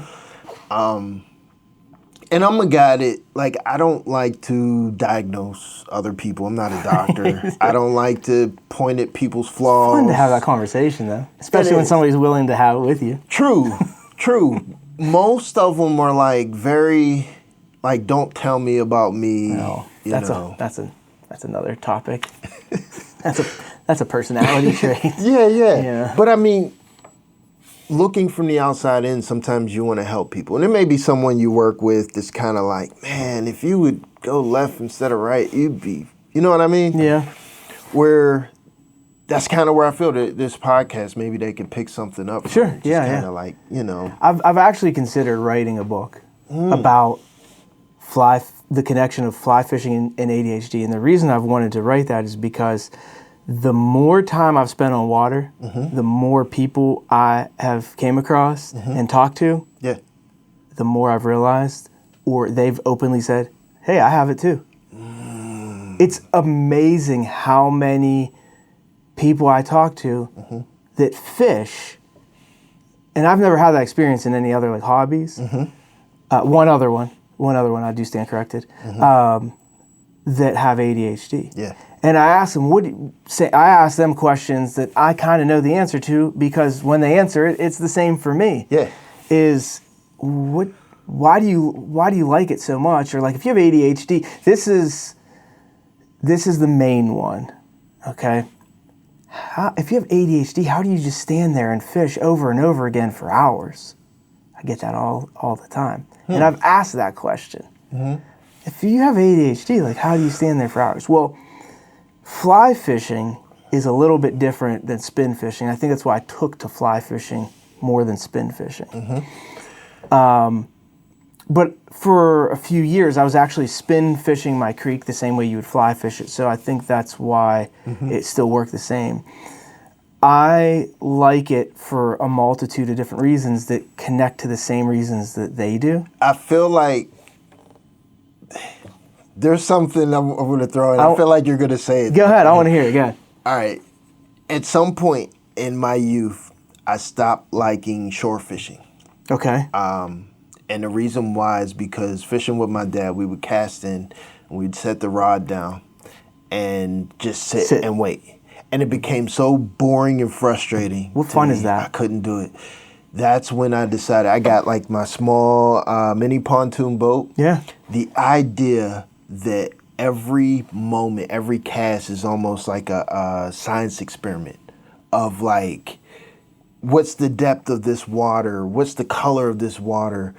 How heavy is this lure? Switch to this rod, try that. Like everything, I'm analyzing. Which way is the wind blowing? Yeah. The current's going this way. That means the bait fish are going here. And everything is just like my mind is analyzing all of it with every cast for every moment. It doesn't matter if I'm standing still. Even fishing for still hit, up in area, I could be in one spot. I'm still looking, okay, they're casting there, that way, the current's going here, there's a tree there, and just mind going. You literally answered what everybody else has answered. Oh, God. Does this mean I have to go get welcome diagnosed? To the world. I don't think you need to get diagnosed. I think you've just been. I'll take it. Self-diagnosis right there. But no, it's true. You know, they've said, I mentioned it a few times, the white noise from the water. Yeah. First and foremost, what that does is it just calms anybody. It just calms you down. That constant sound. And I didn't realize that for a good while. But then the activity, the dopamine, the activity, it's all there. It is a perfect storm for somebody with ADHD. Yeah. And what happens is it's the unknown. Am I going to catch something? When am I going to catch it? And I need to change this. All the macro and micro changes, the depth, the color of the fly, where's my drift exactly going? Okay, I need to adjust it. I need to go up a little bit further the stream. If I catch one and I'm standing there, am I going to be able to net it? Am I in a good position for that? Yeah. My angle correct? Because somebody with ADHD's brain is asking all those questions at one time, fly fishing is plugging every single one of those at the same time. Yeah. So it's weird for somebody who doesn't understand it, but that, especially when it's something you like, is enjoyable because they're all good things and give you a good reaction, and with that, especially that dopamine and waiting for that fish. Yeah. So you're not overwhelmed, you're fulfilled. Right. And it's a totally different experience for someone who gets overwhelmed. Especially because in most cases, regardless of the results, it doesn't put you in a position of danger. Like, I feel like some people get those feelings, those satisfactions from situations that are potentially dangerous.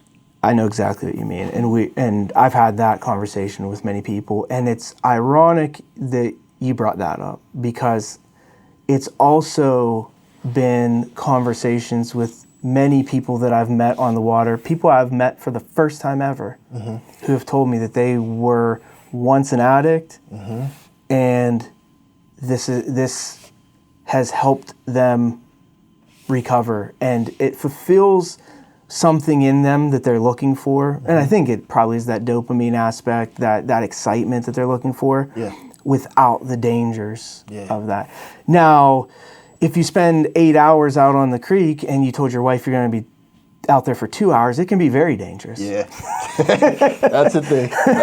I've done that. Have I done that fishing? Generally, she tells me to go out. Since I started this podcast, I haven't had time for much. Right. But she will tell me, like, go out, go fishing, hang out all day, go for the weekend, go by yourself, whatever. Yeah. It's good. It's good. If I say I'm going out for a couple hours, if we don't have anything scheduled and I'm out for, 8 hours or whatever, she's excited for me, like, good, you needed that. Good. So, what's her outlet? So she pushes you fishing. What do you push her to do? She really enjoys gaming. Oh, like game, like video games. Oh. Specifically, she plays Call of Duty. And this is funny, very relevant to the conversation. Okay. She'll play Call of Duty while she's listening to a podcast, or it's kind of like she's watching or playing a game on her phone while listening to a podcast, while watching TV. Like, she's doing like 3 or 4 different things all at the same time. So as we're talking about like the fishing and the attention and everything, I'm like, yeah, this fits her perfect. But she's so into it, and she's really, really good. Like, she's like one of the top people almost every time she plays. Kidding? Yeah. I played Call of Duty like once. And I'm not a big gamer. No? No. I don't. So in our generation of gaming, it was the same thing, just a little different each level. And I was like, I just beat... Dude! This is easy. I've got halfway through the game and I'm like, this is stupid. I feel like I'm almost looking in the mirror right now. Like, 99% of video games get on my nerves. It's the same thing. It's the same exact thing. I heard this phrase, I think my dad says it, it's the same thing, only different. Yeah. It's literally the same thing, just enough to be different, but you're doing the same thing. How many times can you do that. So there's a very select few games that I really appreciate that kind of don't have that element till late in the game. Which So like Subnautica is a good one. never, I'm not. So I'm just seeing if you would name any games. There's one game that I played almost. I think I did play it completely through one game.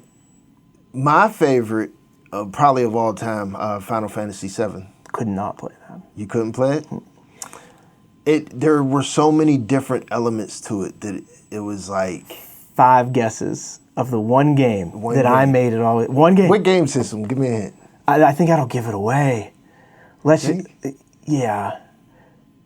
say... What year? How old? I knew you were going to ask that. Let's just say pre-us graduating. I feel like it'll give it away if I tell you the game console. I do. Zelda? Some form of Zelda? Zelda? 64. 64. Was it Ocarina of Time? That's it. Okay. I think I've played it a couple times, but I've always been a big Zelda guy. I liked it due to the fact that it was like you could run around the world. You were, you know what I mean? Like it was just totally different for me. It felt different. Yeah. I love that game. So the games that I like now are generally like sandbox type games where you can build and create whatever, that also have a storyline, that also have some level of danger and some level of open world where you can like mine stuff. So like, for example, you ever play Minecraft or know anything I've seen about it. I've seen it. I know it's square blocks, which right away shut me down. I'm like, it's square blocks. No, I believe me, if you play for like, we'll say like a day or two, enough to like understand what's going on, you would absolutely be into it. At least for like a week, you would really appreciate it. I know you would. There's a game that I like to play, and I don't know if I think you'll understand this game. I play certain types of games. Like if I play a game, it's just on my phone and it's just like a couple minutes here and there. There's a game and it's called Nut Sort. The one where you put the nuts on the thing over? Yeah. It's just organization. I have that on my phone. I'll play that game for hours. Yeah. Just because there's something about it that satisfies me about organizing them. Yeah. Like your knives. Yeah. That's it. 100%. There's just something about it. Like, dude, I can sit, and so I have a studio and a electronics lab in my house. I can sit back there for hours just organizing CDs, and I'm like in my happy place. Yep. It's weird to everybody else. So when I play Nut Sort, my wife and my family thinks it's wild. I can, like, I'm not any genius or by far. But I try explaining that. She's like, why do you move? Like, I could do it really fast. You know, I go through them real fast. She's like, I tried explaining that I can almost see, okay, this has to go here for this to go here, for that to go there, for that to go there. Yeah. Like it's already organized before I'm doing it. I'm just putting them in what I'm already seeing. You already seeing, yeah. Yeah, completely. Okay. All right. So that's how you play it too? Yeah. It's crazy. Yeah, absolutely. That and Sudoku. I do the same thing. I know Sudoku, but I've never actually played it. I don't know why I never played it. Sudoku is another good one. I do the same thing. I see it. My only issue is my memory sucks, especially my short-term memory. Got way worse after my stroke last year. Oh, yeah, that's right. Yeah, but in general, like it's really difficult for me to remember things that are like yesterday unless there's some pointer to it or like I make myself remember. So if I tried to remember something, so like for example, before I retired from rapping, people would be like, oh, get into battle rap and you know, freestyling and stuff like that. I've always had memory issues where I just couldn't remember. So like I'd tell myself, remember this, yeah. and then I'd look up at a light and completely forget. Since then, I had my stroke last year, and now my short-term memory is way worse than that. So there's moments where, you know, like the game, you know, like the Nut Sort, where I'm looking at it and I'll see it and then I'll forget it. The pattern that you saw. Exactly. So like playing chess, for example, I used to be able to look at a chessboard and, you know, this many moves in advance, you know, be fairly good at it, but... I overanalyze chess. See, then I overanalyze it. And kind of like put yourself in a bad position because you're looking at too much? Well, I'll see it one way and then I'll flip it, and I'm like, I'm constantly adjusting it instead of just going through. So then I never got to where I wanted it to go because I changed it midway through, and I shouldn't have. And I do it all the time.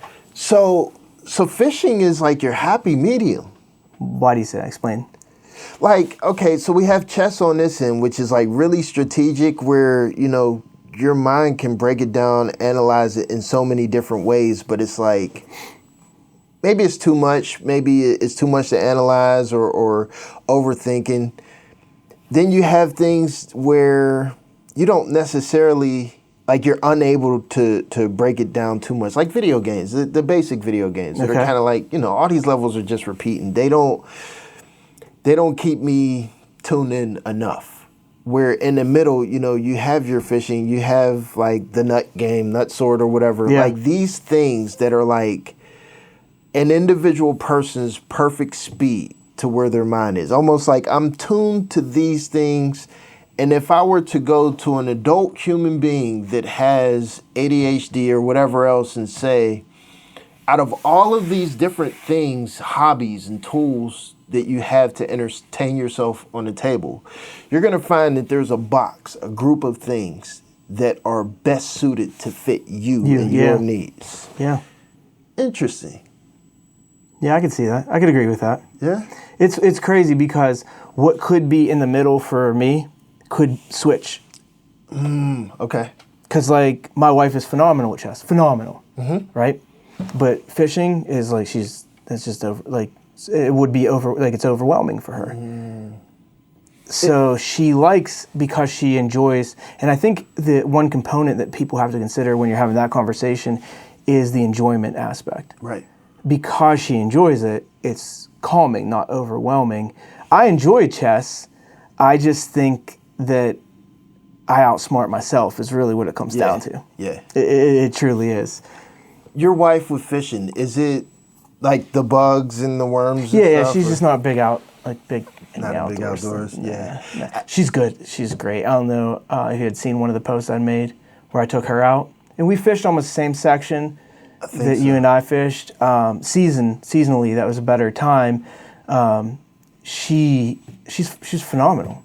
I mean, Picked up on like the technique. Oh my God, and fantastic. Yeah. I mean, she did very, very well. She caught a handful that day. We doubled up. I mean, like, she just understood it and got it. She just doesn't enjoy it.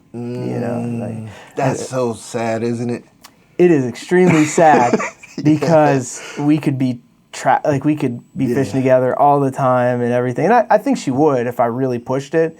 One thing I'll tell you about my wife is that I've been with her for 26 years now, and any hobby I'm into, she's full into it. So, if I'm into cars, she was into it. Dirt bikes, she's into it. Watching races with me, she knew every racer. She knew all the statistics, everything. Fishing, she knows it. She doesn't enjoy it as much as the other ones, but she knows it. So she's very good in that. Yeah, she's very, very supportive in everything that my ADHD has taken me.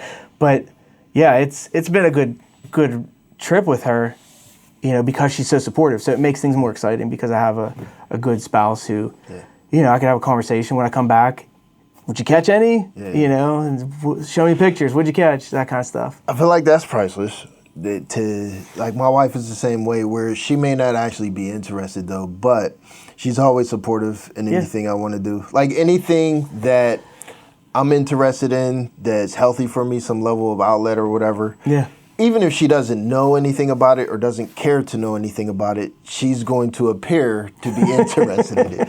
And, I'm talking about work, and I'm like, oh yeah, this was, 200-watt fan. It was connected and this caught on fire. She's like, really? Wow. It was what, 200 watts?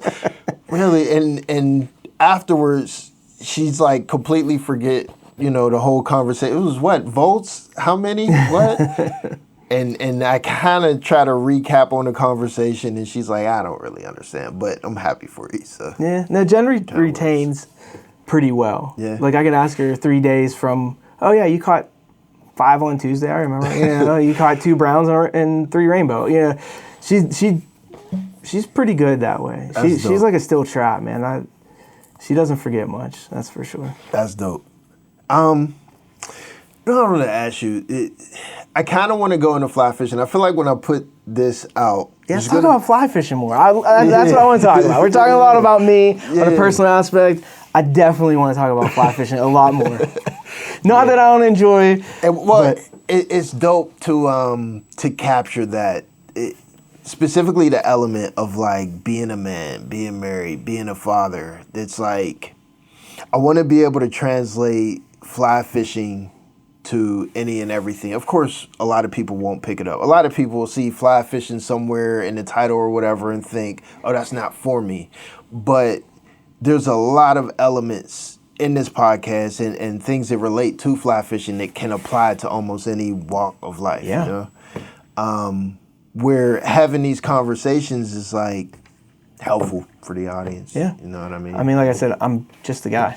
I keep saying it, but it's true. I'm just a dad. I'm just a husband that has a hobby that I enjoy. Yeah. And so whether it's fly fishing or whatever anybody else is into, the conversation surrounding it is very similar. You know, if you're married, if you have kids, you can apply what we're talking to that. Whether you're into golf, basketball, football, hockey, soccer, it doesn't matter. You know, you have a hobby and there's a reason for it, and you enjoy it. Right. Just like I enjoy fly fishing.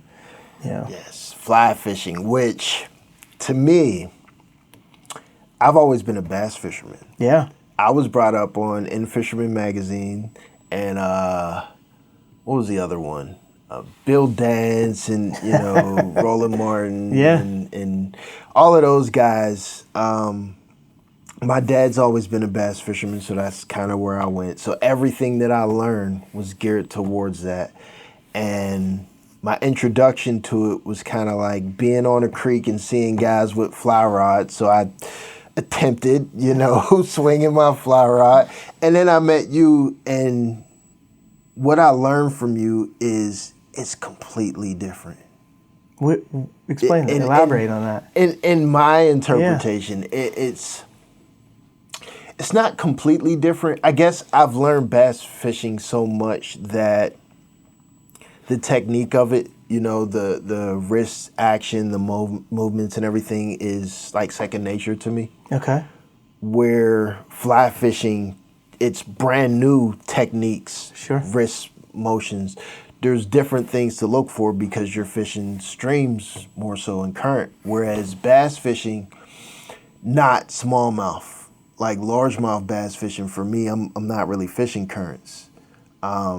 I'm more so fishing cover, which there's similarities, but a lot of times, fishing from a boat is underwater cover, things that you can't necessarily see. Right. So, like I've tried at steelhead fishing, still using spinning gear, but I didn't really know what I was doing until I got with you and you started to teach me more things. And to me, my interpretation was, wow, this is vastly different from what I'm used to. I think it's different. I mean, I feel like it's different. That's why I got into it, so heavily. I like the aspect, and I use this phrase all the time, the macro and micro changes that need to be made. I feel like it puts more of you out on the water than a lure or a worm or power bait. Right. The difference I feel, and I'm not saying, and I'll put a disclaimer on this, that anything I say is factual. It's my opinion, right? I feel that, I have, when I went to Minnesota, I don't know if you had seen my YouTube video from when I went to Minnesota, I fished mostly a bobber and a worm when I was out there. Didn't do much fly fishing when I was out there. But it's more cast out, like you said, sit, let the worm do the work. Right. And wait. Right. Even if there's a little bit of a current or a little bit of the wind's moving that bobber, it's giving some action and whatnot. But with fly fishing, it's from your body to the rod, or to your arm, to the rod, all the way down the line to that fly. And you're in full contact with that. So everything that's happening is solely up to what you're doing. So it's you doing that. It's you managing that. It's not just throwing a worm. Even, I won't say like jerk baits and swim baits, because you're adding action to those, right? But at the same time, it's designed to do it for you. You can change the pace. You can change how fast or the distance of those jerks, right? You can change all those things, which somebody might argue you know, that's the same in fly fishing as well. But I still feel that your fly is a very inanimate object. Streamers, although present a little bit more like a jerk bait or swim bait, you know, they're swimming, they're moving, they require action from you. Strip the line back and make that. And you can make it move fast, you know, quick, short strips, however you want to do that. But it's up to you on pretty much everything you do with fly fishing. Right. It's more, are you capable of tricking that fish into taking your hook, your fly, because and it's all the way back to you in every regard. I'm trying to think of a better way to put that into words, but yeah, so based on my bass fishing experience and then what I've gathered from fly fishing, like they both have, you know, the like you said, the macro and micro, and then the scientific breakdown of both, all the way from the line. You know, you have the body to the arm to, you know, the wrist, rod, line motion. But then it's like, what size and type line are you using? Like, is it for bass fishing? Is it mono? Is it fluoro? Is it braid? That's going to put it somewhere on the water column. Right. How did you tie the knot on the bait? Because that's going to allow the bait to move a certain way. Absolutely, yeah. Same thing with flies. Exactly. Yep. Like the motion in your wrist, are you pulling your rod tip like up, you know, in a certain way? Is it down? Are you twitching? Your reel, is your reel ratio extremely fast or slow? Because depending on the water temperature, if it's cold or hot, like all of these different things, which goes into, like we were saying, analyzing the situation. I might have a 20-to-1 rod here, and I have a 5-to-1 rod here. If it's really cold, I'm not going to grab the 20-to-1. Yeah. I'm going to grab the 5. And it's the same concept, I feel like, when dealing with fly fishing. It's just completely different. Well, similar, but... It's very similar. And what I mean by that is the technique that you're using to cast that spinning rod. Let's say you're fishing in a creek. You're using the technique that's applicable for the spinning rod, right? But you may be presenting the same way. Right. So when I would spin fish initially, because that's what I started out, keep that in mind, is spin fishing for years. Bass? Or anything? Anything. It's when I started fishing for trout, more, you know, with a more focus driven for trout. I didn't know this until I started fly fishing with the person who taught me. He laughed because he said, "You're literally fly fishing with a spinning rod." Like my technique, the way I was approaching it, and I was even drifting, you know, where he said it's not, I don't see a lot of people doing that. He said it's not very common. Most people will just plop in and let it go, like they're watching it like they would at a lake. Right. Where he's like, you're managing your line, Right. you're managing your presentation, you're putting it so that it's drifting in the same way that you would a fly. Right. And he said that he felt that that's why I picked up fly fishing a little quicker, you know, than I figure from his explanation most people would, because I was already essentially doing those same techniques, just with a different type of rod. I feel like that's probably one of the major differences between fly fishing and spinning. Fly is like, each cast, you're actually, like you have a goal for that cast. Yes. You're paying attention where it's going, how it's going in the water column. Like you're analyzing everything completely different. Whereas with spinning, I feel like you kind of have a goal of like, these are weeds, there's a rock here, I'm gonna, you're paying attention to where you're casting it to get it in the strike zone, but it's not so much on that micro level. Yeah, I agree 100%. I feel like you're presenting it totally different. The presentation is totally different. Where you're putting it and how you want that to drift through, if you're even concerned with drift, because I've talked on that level to a few spin fishermen, and that concept wasn't even a concept for drift. them. Yeah, how they're drifting through that channel or through that riffle. Yeah. I'm just casting in that. They're just casting in that hole. Yeah. And it's here. And that, I think, is that has always been my personal experience with spin fishing, is it's here, come and take it. Yeah.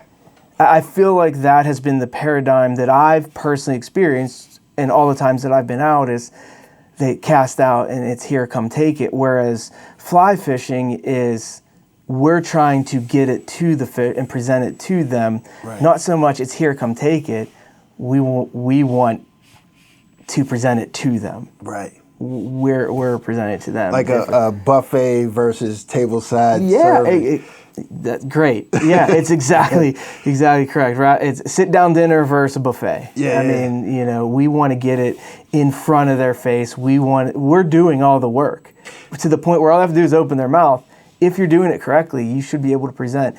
We want that fly to look as natural as possible. Yeah. Where very few spin fishermen are even thinking that way. Right. They're throwing it as a when we're talking trout, by the way, where they're throwing it in and like I said, waiting for that trout to come take it, because it's.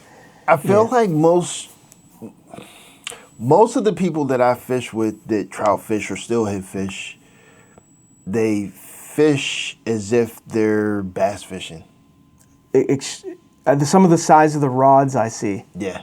They're just overkill. I mean, I saw a guy the other day that looked like he could probably cast 30 yards offshore with the rod he had. I mean, you mean like the heavy like catfish rods? Yeah. His looked like a shore pole. It was huge.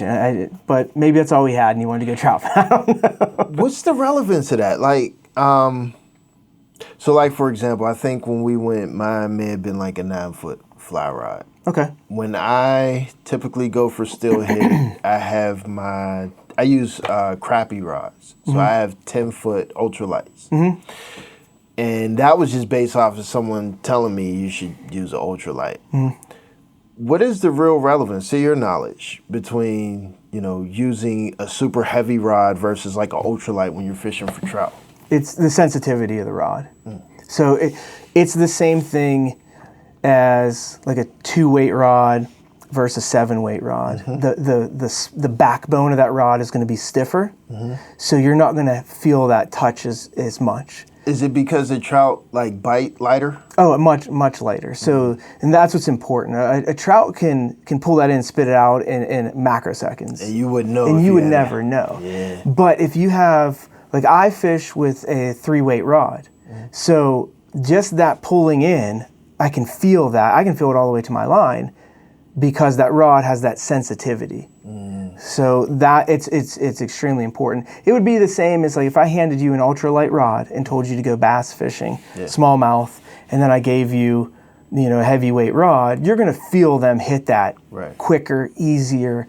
It's the same application with fly fishing. So my dad, he's the type of fisherman that loves fishing for whatever bites his line.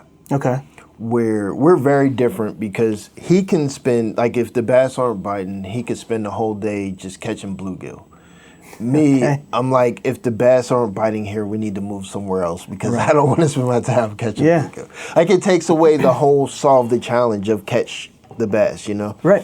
Where when I took him steelhead fishing and I let him use my 10-foot, matter of fact, no, I bought him one, the 10-foot crappie rod. He loved the feel of it. Of the casting as he's reeling in, like you could feel the bait bouncing off of it, and he's like, man, I would love to fish for bluegill with this that thing. run? Yeah, and it like re-heightened his experience all over just because you're able to feel everything. Yeah, I think that's another part that's super enjoyable about fly fishing as well. Is like even the small 9-inch trout, they feel so much bigger on there. Yeah. And it feels like a more enjoyable fight. Like you earn something when you finally catch it and bring it in, rather than knowing that you have a treble hook. You know, and it's 20-pound test. 20, I mean, you know, the fairness in the fight, right? I mean, it's the same thing there. I fish with barbless hooks too, so that I can pop them out easier. I'm not ripping their, ripping their mouths and things like that. Yeah. You know, there's so many topics with spin fishing that I was guilty of at first. So spin fishing with a barbed hook and a worm, they're going to hit that differently than they would a fly. How so? It's live. They're going to try to swallow it immediately. So you're more likely to gut hook them. So now you're getting into a different aspect of fishing. You know, you're killing fish. Even if you believe that it swam away healthy, it's going to die shortly thereafter. It might have swam away healthy at that moment. Give it a couple minutes and it's going to be floating downstream, maybe a couple hours at max. You know, with barbless and what most fly fishermen use, very tiny hooks, 16, 22. I mean, really small, and they're gonna bite at it, but you're gonna hook them on the edge of their mouth a little bit. Is that the only relevance for hook size? Like, I've heard guys swear up and down, No. if you're fishing for trout, you have to use a size 18 hook or smaller, or 15 or 16, but to go with like a size 8 or a size 6 is like, no, don't ever do that. That's horrible. You'll never catch anything. They're going to shy away from it a little bit more because remember what trout eat. You know, you got to think about the entomology of the creek as well. I mean, they're eating small little midges, little nymphs, and things like that. They're looking for those tiny little things. That's not to say also though that they're not going to eat minnows. Minnows are big, right? Right. So people throw streamers, and those streamers have larger hooks on them. But at the same time, it's usually relative. So if you're out in a river in a larger volume of water and you're fishing for larger trout, you can get away with a larger hook because there's more ability for that hook to slide back out if they're going to hit down on it and catch the outside of their mouth rather than gut hook them or something like that. Right. Yeah, I mean, you just got to think about those things before you go out. Like, what is your goal? What are you trying to do? If you're keeping fish, all bets are off. It really doesn't matter at that point. It's your fish. You're going to eat it. Right. You know, if you're into catch and release and you want that fish to survive in the system and not be damaged and you want to enjoy the sport, then think of those things, you know. And sometimes just smaller is better. Sometimes that's just the case. Right. You know, there's many, many times where I'll go out there with a size 16 and not touch a single fish, and then I just drop down to something just a little smaller, an 18 or 20, and it's like a fishing derby. Yeah. You know, that's just what's maybe hatching at that time. That's what they're eating. You know, we were in West Virginia a couple weeks ago, and the trout where we were at, they were not touching anything we were throwing. I was throwing 16, 18s, and 20s. They were eating, I don't know what they were. I couldn't even see them. They were so small. They were very, very tiny. Even the guys I was with couldn't see them. And they were out on the water. They weren't where we were able to find any. And, I mean, we would have had to throw size like 30 hook. We were like, you know, we would have had. That's crazy. How do you tie that? But if we would have had to throw, you know, something super small, they were not interested in anything else but that tiny, tiny little bug, whatever that, I don't know what that was, like I said. That makes sense. If that's the only thing that they're eating, like in the water, like if that's their food source at that moment, that's to? what they're going to look for. That's what's readily available. Yeah. Remember, think about the fact that trout need calories to live, just like we do. True. So if that source is available, and that's available right now, which it was at that moment, they're just going to hone in on that, and that's all they're tunnel visioned for that right now. Yeah. So if a minnow comes by, they're not even looking at it. They don't even care. Maybe I'm wrong for thinking this way, but I think of it like if you go to, Africa, where they're just they're eating fresh cooked food all the time, like, chopping up goat and the fufu, rice, whatever. Right.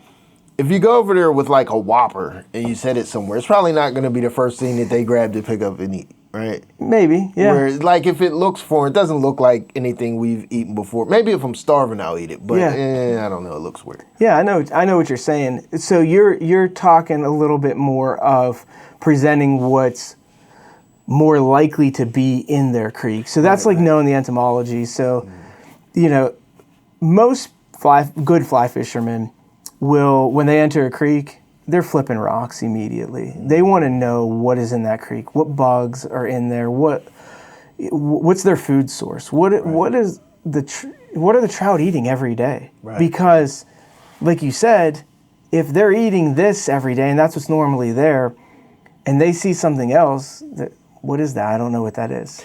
So is there a relevance to what color, like flies or lures you're throwing? Sometimes. Yeah, I mean, there's definitely a relevance, and it's just on how you want to apply it. So I mean, there's attraction as a fact. Is it pulling their attention? Mm-hmm. That's first and foremost. But also, when you're getting into deeper pools, where does that color start fading out, and how deep? Yeah, so I seen a video once that showed what color looks like underwater, depending on the amount of light, where at some point in that water column, all the colors were either dark or light, but like grayish, on a grayscale, basically. Yeah, so so your fly creates a profile. So when it goes in that water, that trout's looking at it. Does that look similar to something that I'm familiar with, that I've been eating, that I know is food? Or does it look like something that could potentially hurt me? Does it, what is that, Right. So sometimes color is drawing their attention, but also sometimes color is allowing that fly to be seen in deeper water, so that they can still see that profile of that fly, right, to then decide if it's food or not. You mentioned barbless. Yeah. Fishing. Always a hot topic. Always. I don't know if I'm going to go in the direction you think, though. I'm thinking more, okay. My wife, I think she calls me a tree hugger. I believe that's what she calls me. I am the guy that if we catch a bug in the house, not all of them, not all the time, but for the most part, I tell the kids, catch it, put it in a cup or something, take it outside. Don't kill it. We go outside, we have all types of salamanders in our yards. We could see snakes sometimes, frogs, toads and stuff. The kids are like, hey, can we keep it as a pet? No. It has a natural life. Leave it to its natural life. How would you like it if someone captured you and, I'm going to put you in this cage and watch you and feed you every day? Like, let's look at it, observe it, put it back where you got it from. I like that. Even, to an extent with plants and stuff, I'm just like a very, God created the world for us to observe in it, not to destroy it, right? This is my perspective, and... Not to destroy it, but... He created food. I mean, yes. For us to eat. But not to be, what's the word? I can't think of the word. Not in excess. Okay. Like, take what you need. Leave the rest, to thrive. Sure. And observe it while it's in its natural habitat. But don't, like, the idea of domesticating something that is wild is crazy to me. So like zoos, for example, oh my God, it's the worst concept in the world. And I understand kids love it, it's a thing. And people all, they try to explain it. Oh, it's animals that wouldn't survive in nature, blah, blah, blah. And I'm like, well, if that's true, at some point in time, a zoo would go out of business because those animals that are in the zoo would die. Why are we still continuing the zoos over all this time? You know what I mean? Because there's more injured animals coming in all the time that they need rehab that just won't make it. I'm sure we actually have more than enough injured animals to support zoos than the opposite. Possibly. But ultimately... I got your point, though. Yeah. My point is just me, I'm more of like a preservationist, I guess you could say. And I remember having the conversation with you where you're kind of like, you want to preserve the wildlife and that you don't eat the fish. Yeah, they're fine to where they're at. I enjoy fishing, but I don't need to, I don't have to eat every fish that I catch. I don't even eat any of the fish I catch. Now, that's not to say. So I want to make some clarification on that, okay? Mm-hmm. So first, I don't eat any fish that are in certain streams where we live, first of all. Is that just because of the quality? The quality of water. Okay. Okay. My stream that I fish is one of those. Okay. I wouldn't eat a fish. That's the one that we went to? Yes. Yeah. Okay. I wouldn't eat a fish out of there. Other people do. Do what you want. However, if I were, let's say we were camping somewhere and we were on a good quality water river, or stream, whatever the case may be, and we caught fish for dinner, let's do it. Yeah. I feel like the phrase that applies the most is there's a time and place for everything. Yeah.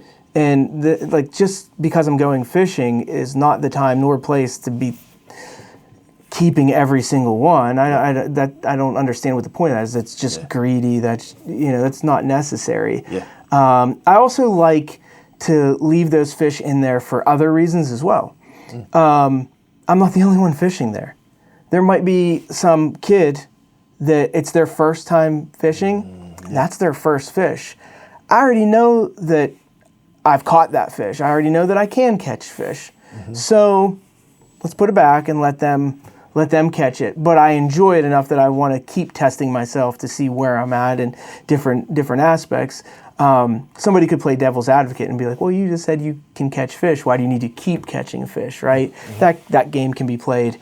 But I like to keep catching fish because I like to catch fish in different aspects and different instances and different difficult scenarios and things like that.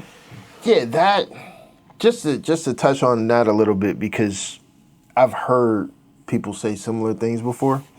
And for the people that aren't fishermen or not experienced with fishing too much in the audience, possibly, fishing every day, maybe you agree with this, is completely different, where you have a certain temperature, the wind's blowing a certain way, maybe there's locusts this year. Like, there's completely different situations to fish every day. Like every day. Every day is that is a new different challenge that you need to see what's going on and learn. So it's not necessarily how do I catch fish in general, but more so this arrangement of conditions has presented a brand new puzzle today that's different from yesterday. It's just honing skill. Yeah.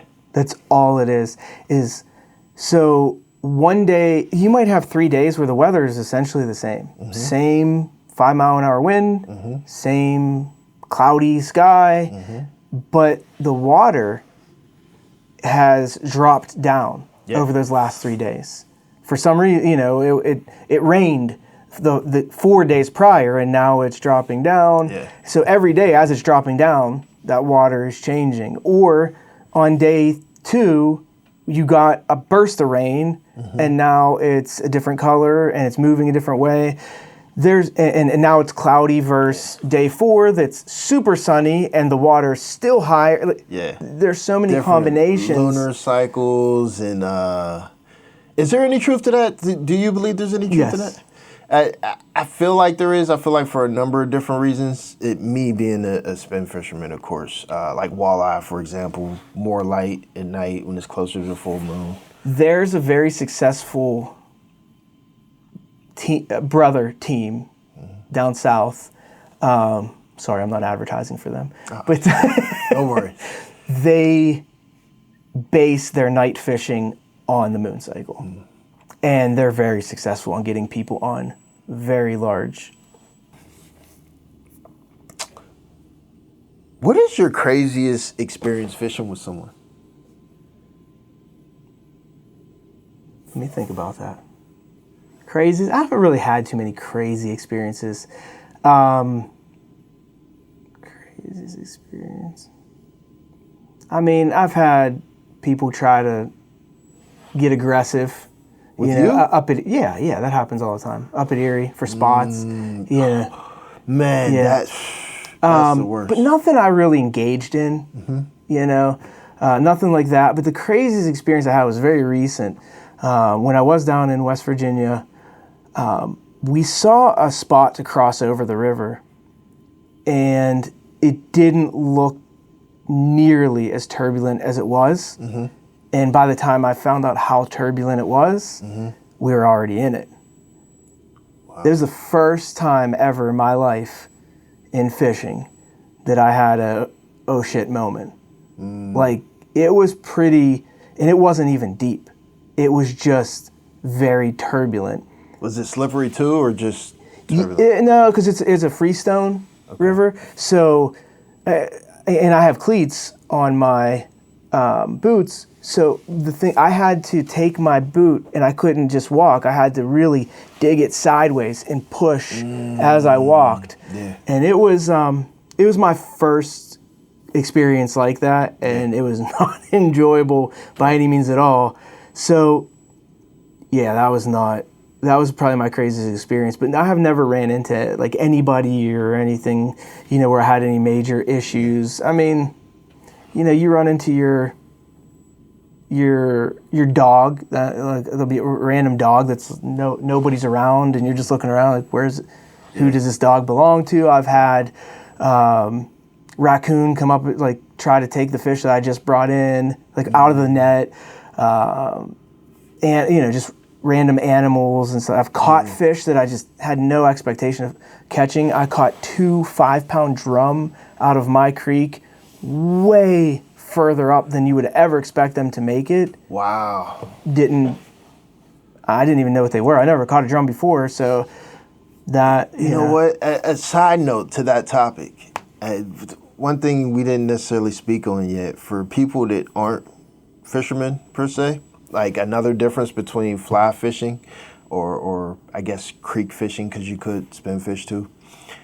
People that love nature and the scenery of it. So like you were saying, the white noise of the water. Yeah. One of the main things that got me into creek fishing and fishing for trout is just being in the wild, seeing the animals, being secluded from regular civilization, seeing the water, the trees, especially in the fall, you have the leaf color change and everything. It's the most beautiful thing in the world. And then the hiking. So what made me think about it, like you crossing the water and you had to like dig your foot in. There are people that do stuff like that in general, just like hiking through nature, that like aren't fishing or people that want to do it. I think fishing adds another layer on top of that. Yeah, it's another component to that hiking experience. Yeah. And I talk about that all the time. When you look at my Instagram, you'll see that I have quite a bit of pictures and reels, that I've posted of, excuse me. There's quite a bit of, there's pictures and reels of deer crossing the creek at 5 a.m. or 6 a.m. when the sun is just coming up. The fog is coming up off of the creek, and you're not going to get to experience that if you're not out there in nature doing those kind of things. And that is one of the biggest draws for me, is the visual aspect, the scenery, the life. As we discussed, I'm very faith-based, and I appreciate everything God has given us. So I get to enjoy all that He has created in all of its glory. I mean, I'm physically in it, experiencing it. One of the other things that was man-made that was first for me, I'm very not good with heights. And that same trip that I had, that water instance, we crossed a railroad bridge. And this railroad has clearly not been used for a very, very long time. Man. So we're crossing over the ties, and there's space between the ties, and we're like 30, 40 feet up in the air. Did you stand or crawl? I would have had to crawl. I walked. Okay. Because I felt that was definitely the best way. However, I'm known to trip. And that was always, like, not trip, but stub my toe. In my house, it's a joke that I stubbed my toe. I actually stubbed my toe before I came here today on my wife's spin bike. So I was really concerned. So I actually walked with my toes slightly up to not catch, because I didn't, there's going to be different levels. Yeah. But there was big space between there. So what I did, and it was a good, I would say, 20-yard bridge. So I just focused on the distance and just kept walking. I had never looked to the right or left. But for some people that hike and climb mountains and do all those kind of things, it would have been nothing for them. For me, that was well out of my comfort zone. I couldn't have done it. But it wasn't so high that it was like totally out of the question. It was just higher than I would have liked. Right. Clearly it was in the zone where I felt I could probably do this, and I did. I did it down and back. It just was very uncomfortable for both times. I'm so bad with heights. I probably would have had an anxiety attack or something, and I get lightheaded, and which actually makes me start to shake and trip. And so I was worried that my big thing is that I was gonna catch something and trip, because I had those cleats, the spikes in my boots, and I already know that I trip on stuff, that I was gonna try and fall off. That was my biggest fear. And then also, like you said, just maybe I'd get out there and get halfway through and be like, oh crap, and pass out or something, who knows, But I did it. I just kept focused and did it and kept moving. But it was a super enjoyable trip. I mean, we walked miles to go find fish, and it was super hot that day, and it was a very difficult day of fishing. The next day was much better. But one thing you brought up about fishing in the different conditions is I was fishing just 3 days ago from today. And the water had nice flow, it was higher, and there's a lot more color to it.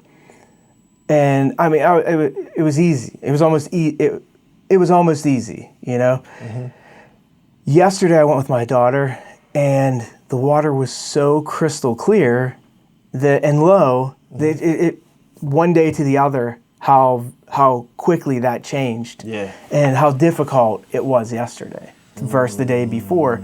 And if it rained today, it could go back to what it was or worse than what it was 3 days ago. That's the part I love about it, though.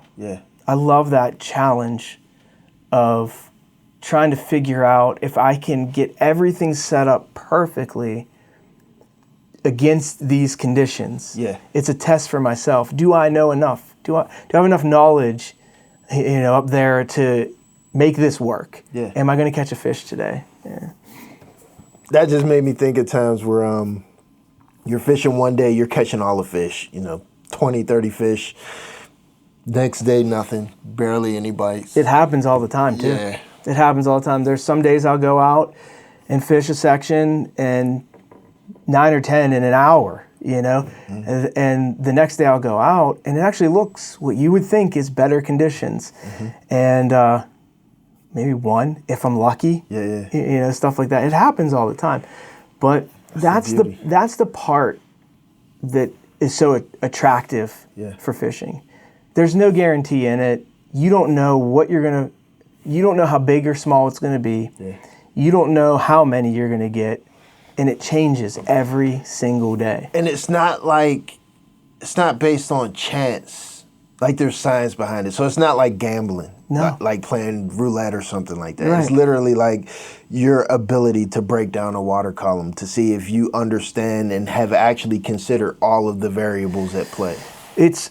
That is one of my favorite things about fishing, is understanding all the variables and seeing if I can beat all those variables. When we were down in West Virginia, that was something that I really, really loved because of the water that was in front of me. Is they have big boulders down there. I don't know if you've ever been down there, but that was my first time on that river that we were fishing. So it was the first time I ever laid eyes on it, and I loved it. It was absolutely beautiful. But the whole time I'm thinking to myself, okay, that water comes in and there's a Venturi effect happening where it's just bottlenecking down and then it's real fast coming out. So how am I going to approach that? Is it better if I do it up further, like where's my angle need to be? Yeah. And then I need to get it deep enough to get down under that rock. You know, I love taking and applying all those principles that I've learned on my little creek and applying it to a larger aspect to see how it fits does it really apply the same way?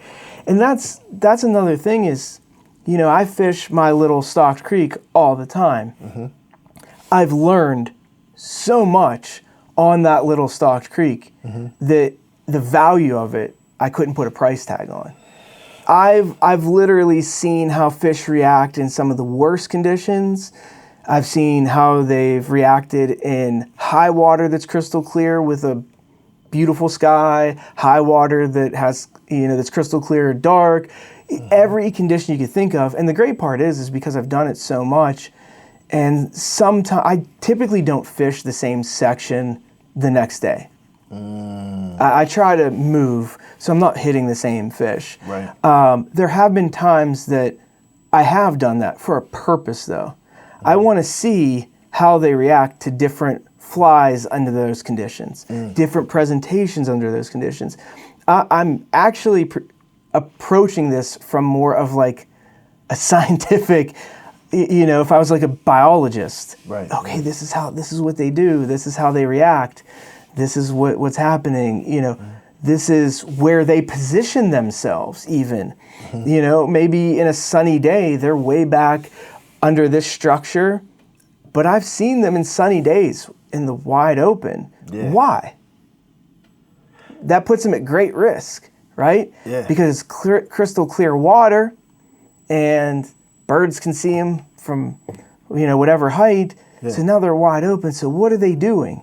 Well, there's a food source or something's there, or something has pushed them from where they're safe out there that's greater than the risk that they're taking, right?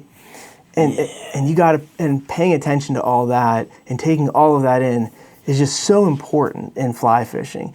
In any fishing, to be honest with you. I mean, whether you're spin fishing or not, at that point you're understanding trout in how they react. That's a good point too, in understanding the fish that you're going their for. Behavior. Where like trout are similar to like almost like a smallmouth and maybe walleye, in that they like cooler water, more oxygenated water. Okay. Where, you know, like you said, another thing could be that they're moving that way maybe because there's more oxygen, more water flow. Just understand like that whole concept of like, what are you fishing for? What does that individual fish that you require? Where, you know, if you're just going out to fish and you're like, oh, I'm gonna just catch whatever is on there, you may not understand the fish that are out there.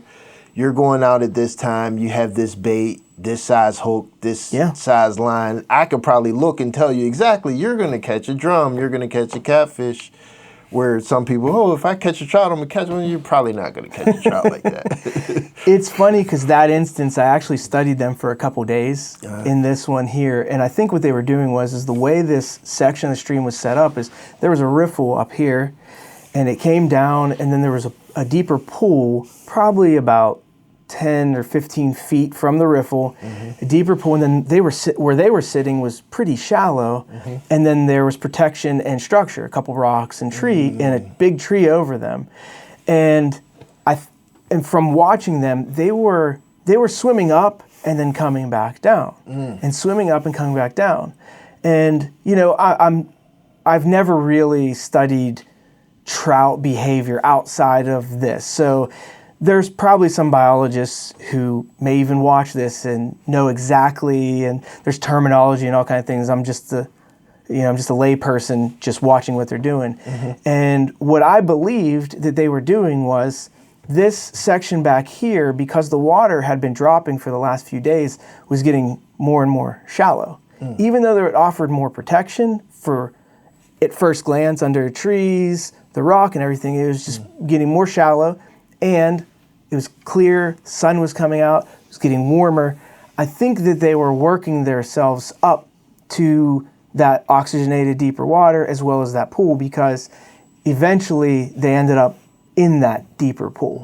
And I think they were really testing and they kept moving up and falling back down. Yeah. And I think that they were testing that water to see, is this where we want to go? And it wasn't just one fish, or they were kind of all going up and coming back down.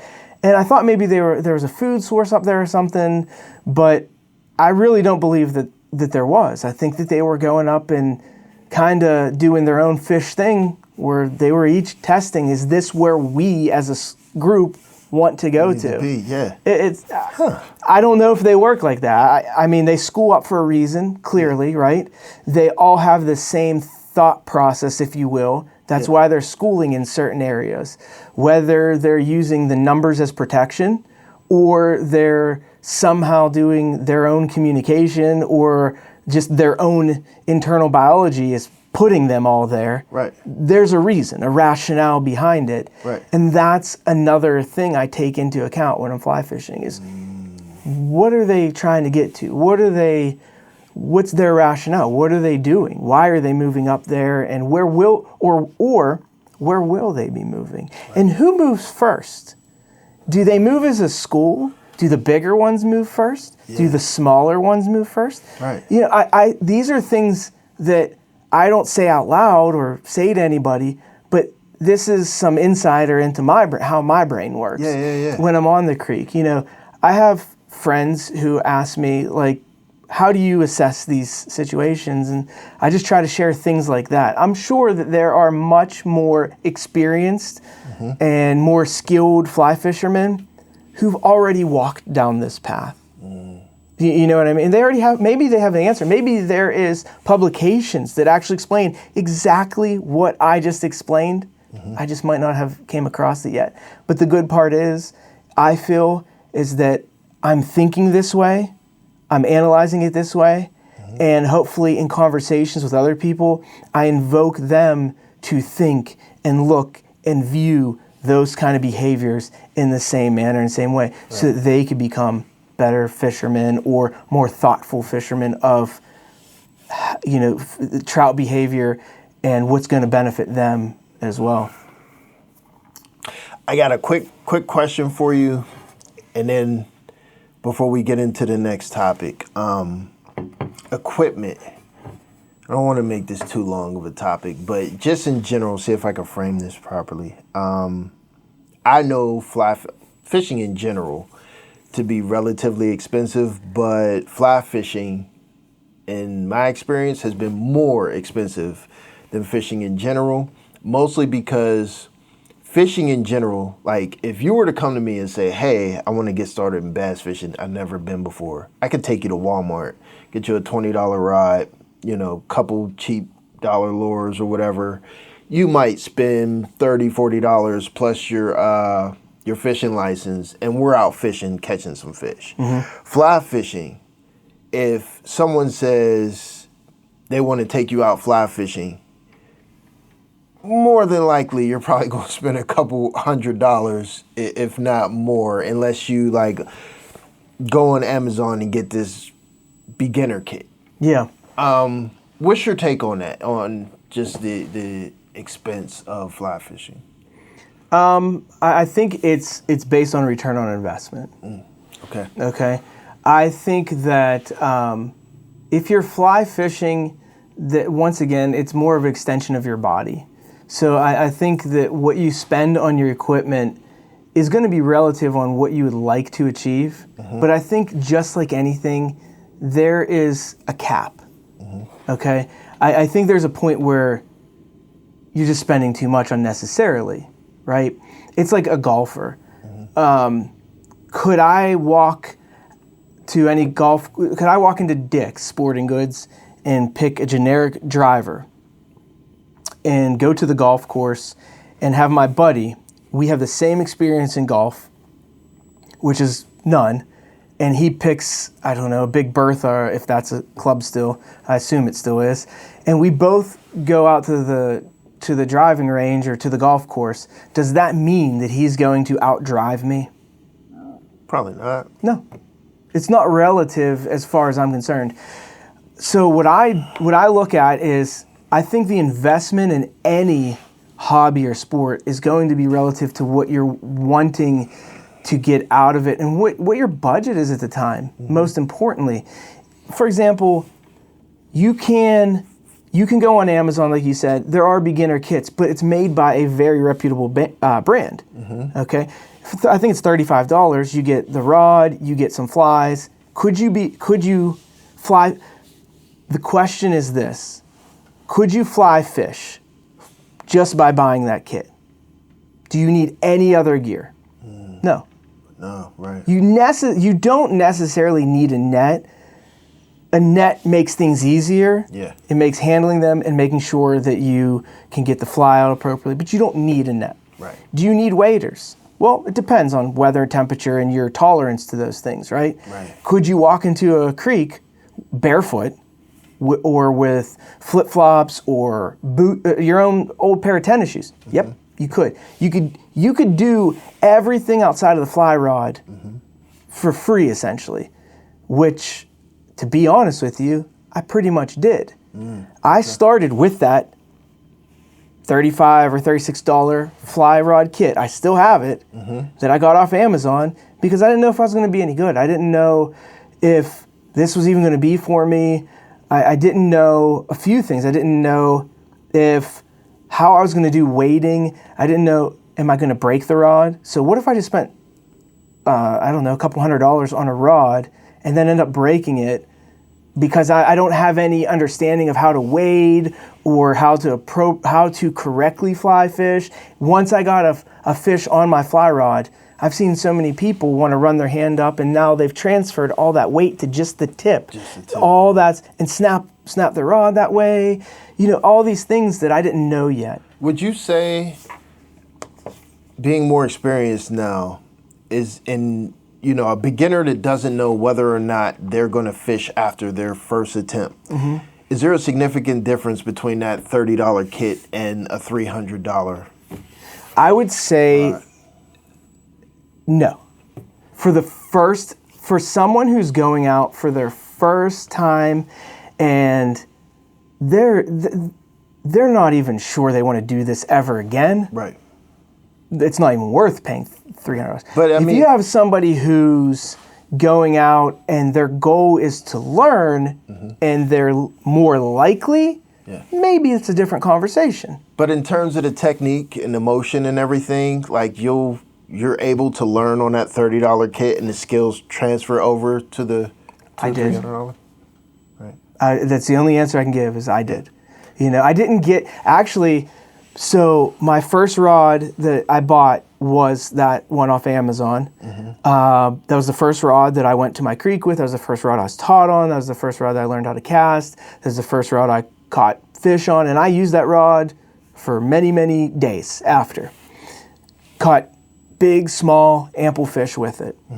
The only reason I ended up with a well-known name brand fly fishing rod is because our community had a fly fishing day. They had raffle tickets. My wife entered in for the kit that had a fly fishing rod because she knew that I was saving up and wanted a little bit of a better one because in my head I thought it would make me a better fly fisherman. She won, so I ended up with it. That's the only reason I ended up with it. I will tell you, are there things that after you fish for a while you realize? Some people never realize things like the sensitivity of the rod, how well the drag system works, the line that's provided on it, all those things. Some people could go their whole life and I didn't notice any difference.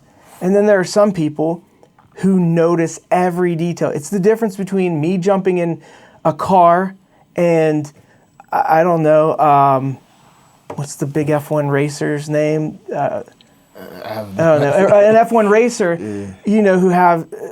they know every bit. They could jump in my car and tell me, what's wrong with your throttle response? What's wrong? Why is your steering loop? They could feel all of that, right? Because they have the experience of it. And then there are some people who have no idea. They just never get.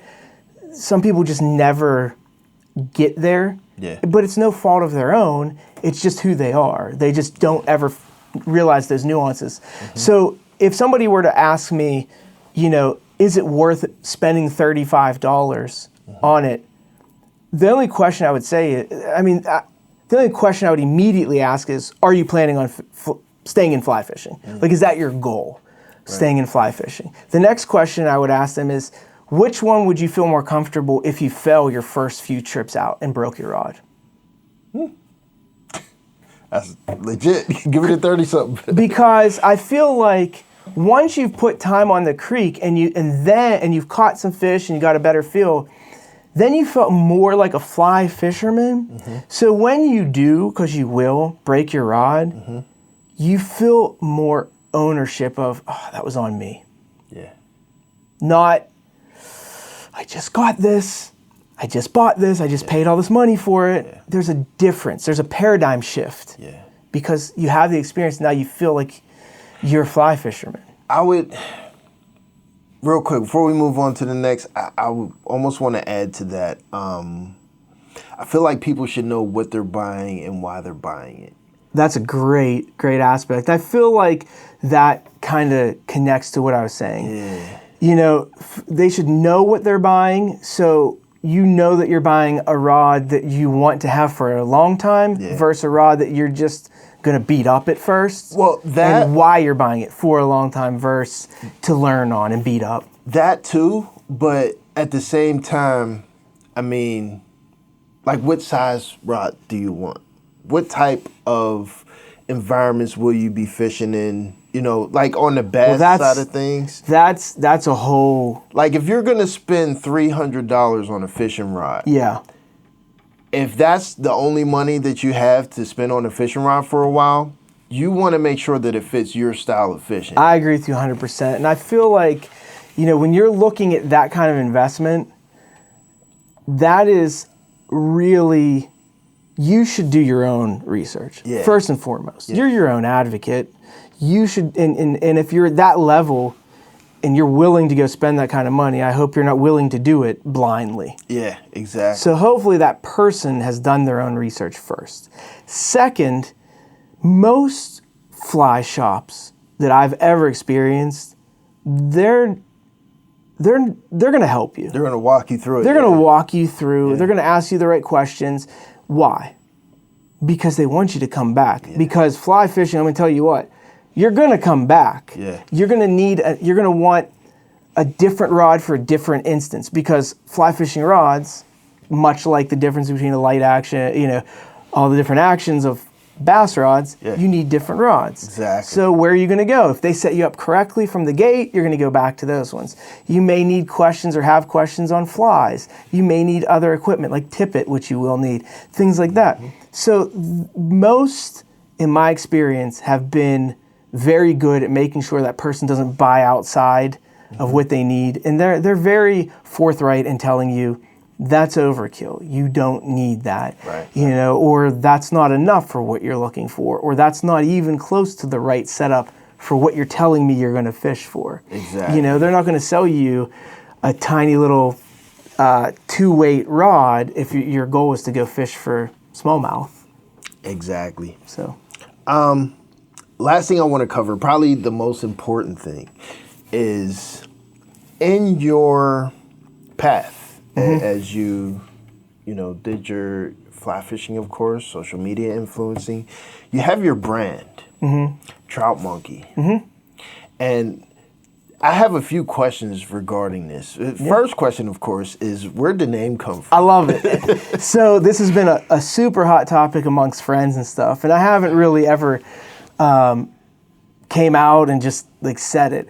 So it's really simple. It's really stupid, actually. When I was dating my wife calls me her little monkey. Okay. Because I was wild and always bouncing around, and I would always be hanging around her. Like, why are you always, like, you know, I'm always there. I was always present. Like, I'm just hanging around. Right. So that has always been my nickname. It's what I am in her phone, everything. So since I fish so much, she made a comment. Probably, I don't know, it's been a good while now. It was actually like right before I changed it to it. And she's like, she's like, you switch. Now you're just a trout monkey. And I was like, what do you mean by that? And I'm going to give her credit on this. She's like, all you do is hang around the creeks. All you do is hang around. Like, and I'm like, it's pretty funny because, you know, monkeys are always hanging around trees, but I'm in the water, but I'm still hanging around. You know what I mean? Like the wording, the play on wording is like, so it's a colloquialism, right? So in fly fishing, we have what are called trout bums. I don't know. Do you know what a trout bum is? That's someone who's willing to basically sacrifice income, life, everything to just go fish for trout all the time, right? They're just bumming it all the time. They just go park on the side of the road, camp there, go fish, maybe eat and that's it. They just live that life. Right. And I just laughed about it because I was like, that kind of is that same thought process because it's just people who want to hang around a creek and fish all day, or hang around water and fish all day. I get it. And I'm like, that's all it is. Like, it's not, I don't know, it's silly to me, but it made sense as like a little phrasing kind of thing. Yeah. And it's me, it's who I am, it's what I do. I'm just constantly hanging around water all the time. Like, why not? And that's it. It's not, it's I feel like it had a very solid, good meaning. Yeah. And it meant so much to me from where it's rooted from. And it just made sense. It fits perfect. Do you like it? I mean, like, now that you know the background of it? From meeting you the first day when we went fishing, and the way you tell the stories, and you're just like, yeah, you're out here all the time, and now you're explaining it just like hanging around. Yeah, it fits 100%. I love it. I love being around the water. And it's a brand that the concept is something that I guess probably should represent the person that wears it. Is like, yeah, like I'm a trout monkey too. Like I just want to hang around water. Yeah. One of my new shirts that I've been thinking about doing is, did you ever see where they have like a word and it's shown like it would be in the dictionary, and it like breaks down the word and how to say it, and it's just the definition? Yeah. I've been thinking about doing a shirt like that, where it says trout monkey. Someone, a trout fisherman that is always hanging around any form of water, constantly seeking trout. Something like, I haven't formulated exactly how I want it to. Dude, get those shirts. I will wear one with you on our first episode of the fishing podcast. The first time we go out, whenever you want to film, we will rock the shirts. I actually, in thanks of having me on here, I actually got something for you, speaking of that. Sweet. Thank you for having me on. I greatly appreciate it. Man, thank you for coming. Here, so this is for you. This is the old school, the first gen shirt that came out. That shirt was in support of my trip out to Minnesota. It's got the oh wow, this is nice. It's the camera. This is dope. You're curious, you're just curious. It looks like Curious George, but yeah. And then you go here, big sticker for you. Oh wow! Cool. And I think and some two smaller ones for you too. Nice, thank you. Yeah, that's the new that you'll see that everywhere. That's on some shirts I'll have. Okay. I'll get you one of those. Show these up. Yeah, this is dope, man. Thank you. Yeah, buddy. Yeah, so that's where it came from. Okay. I like it. I had to keep them from my kids taking them. Enjoy it, man.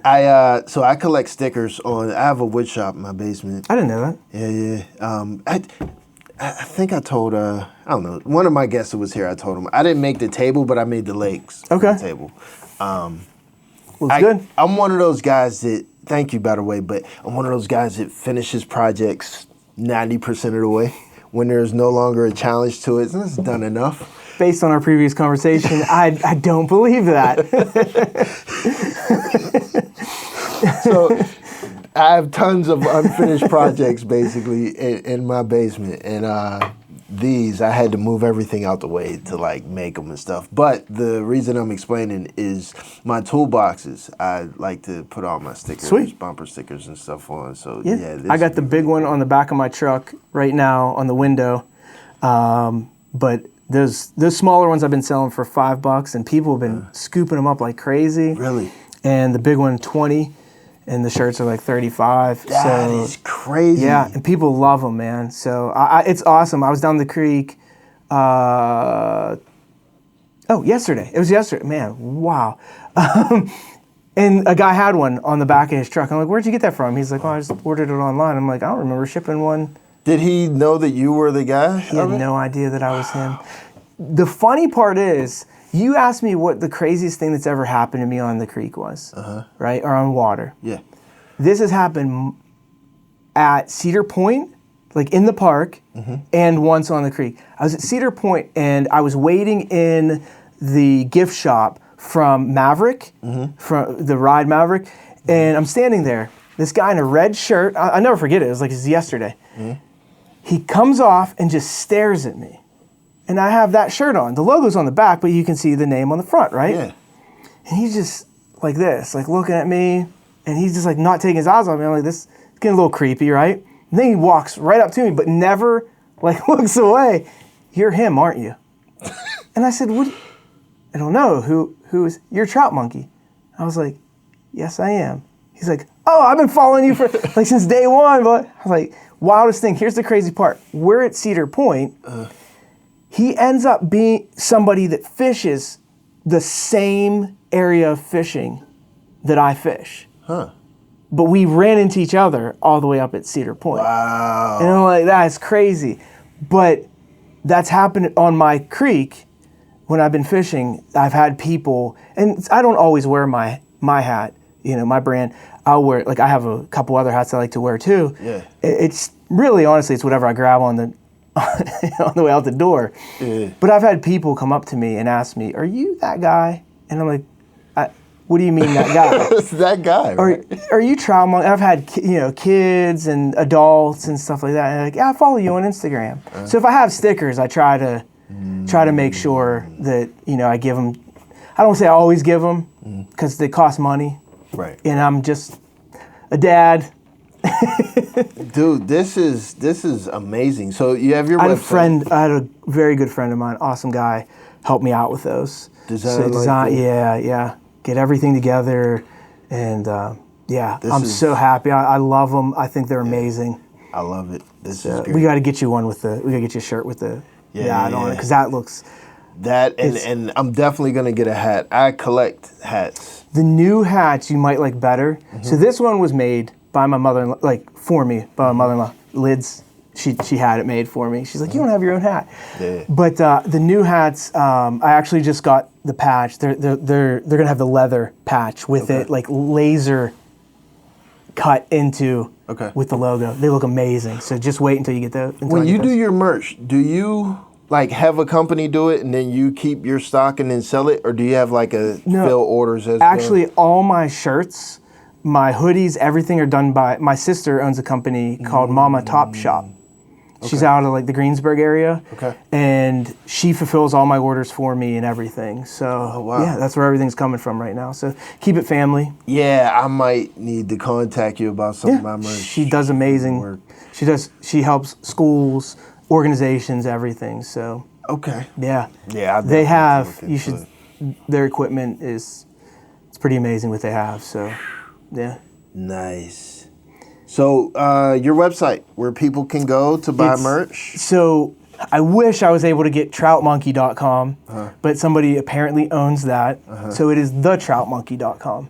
Yep. So you can just go on there and order, and we'll ship it out to you soon. I get notification right to my phone.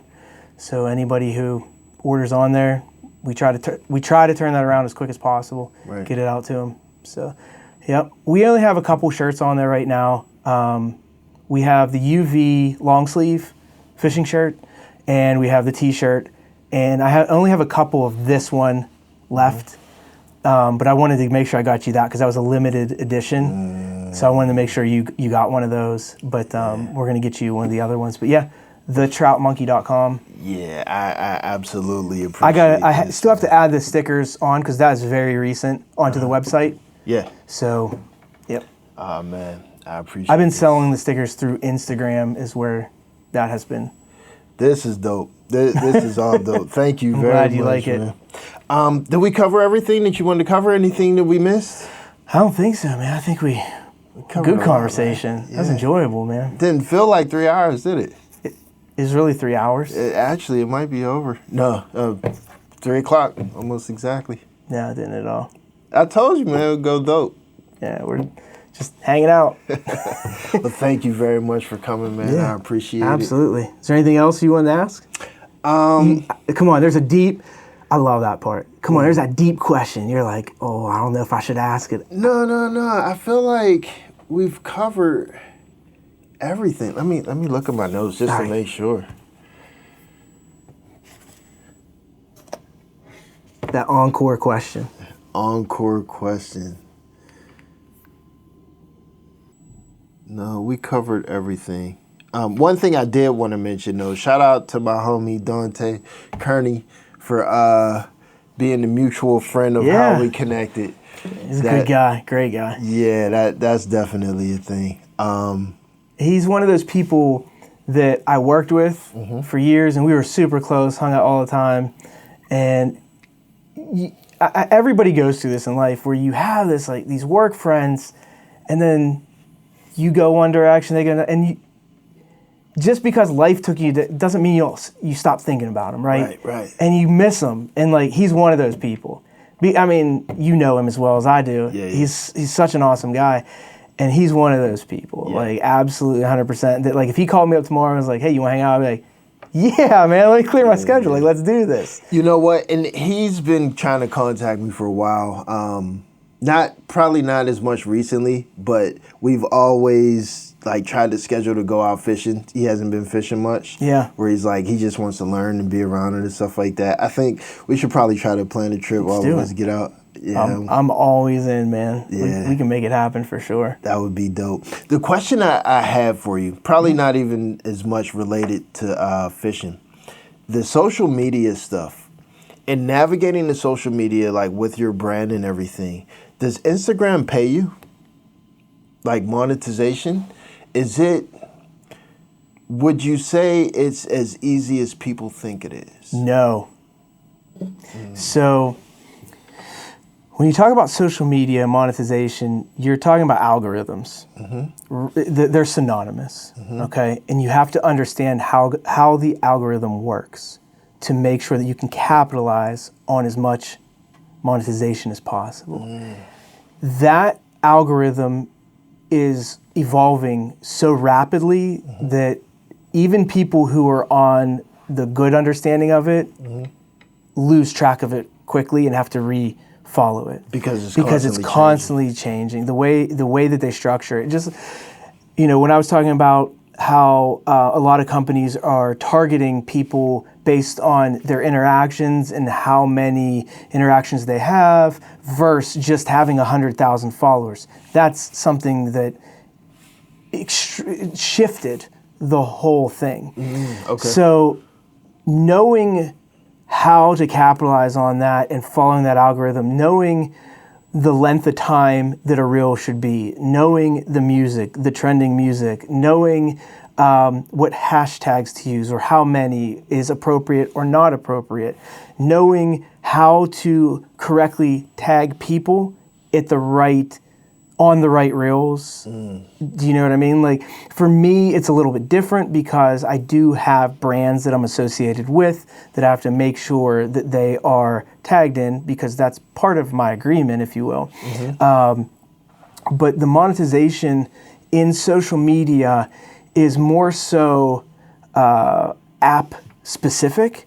So where you're trying to monetize is also very important. Okay, so TikTok versus Instagram, grossly different.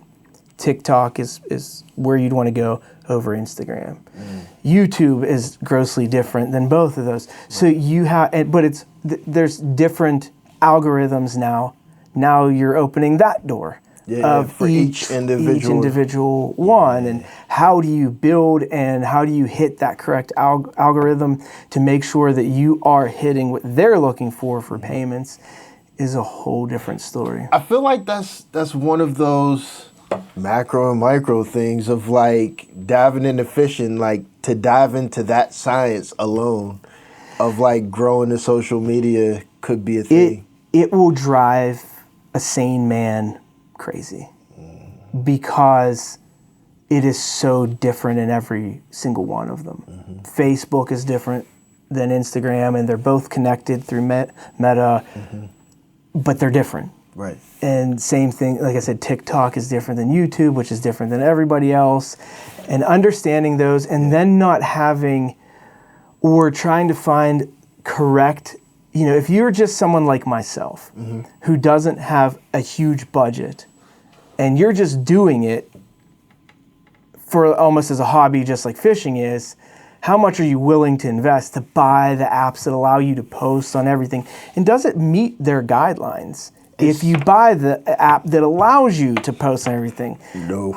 There you go. It's so difficult. It's very difficult to do that. And that's why, these people who are social media people have teams to do this. Yeah. And, there are people who believe that they're going to go out as an individual and be able to perform at the same level that, these 100,000, 200,000 follower people do. Yeah. They're not. No. They have a budget. They have people that do those kind of things for them, that run those kind of things.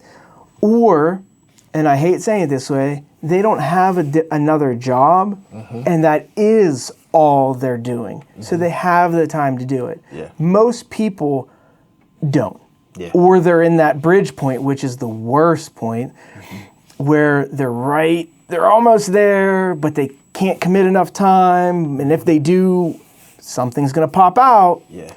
Loss of a job or dropping on social media. What are you willing to give up? Yeah.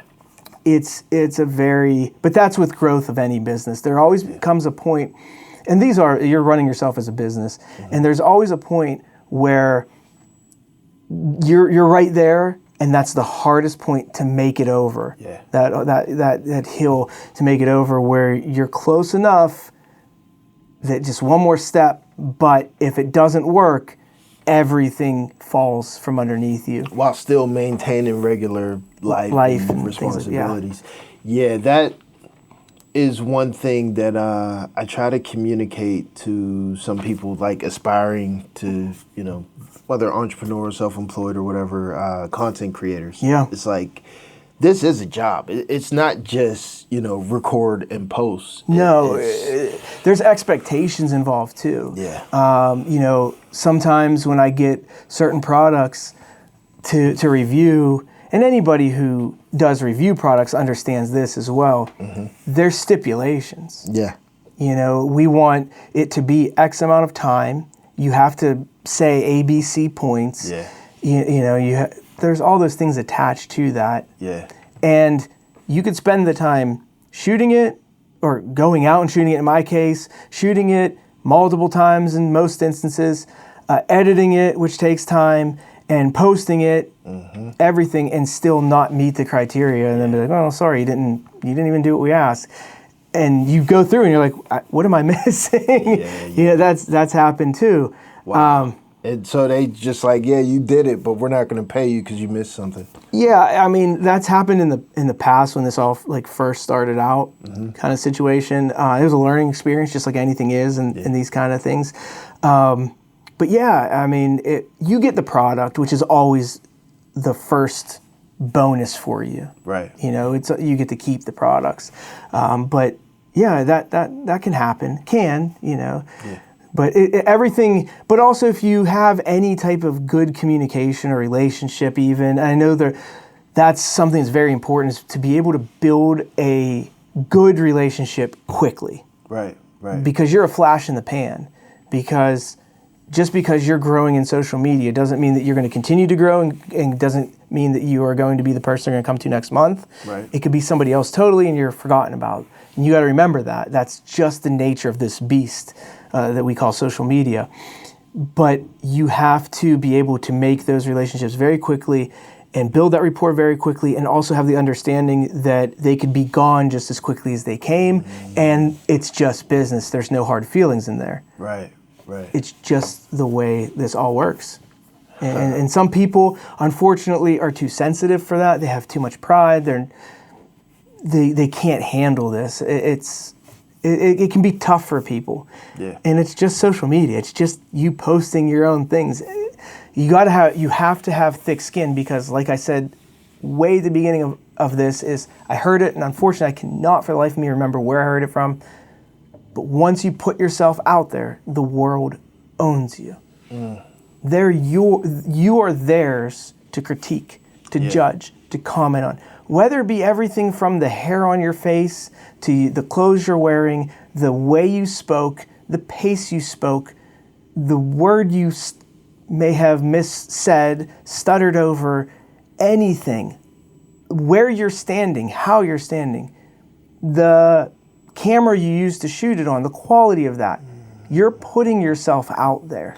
And I feel like in that you're kind of saying, regardless of whether or not you do it perfectly, people are going to judge it.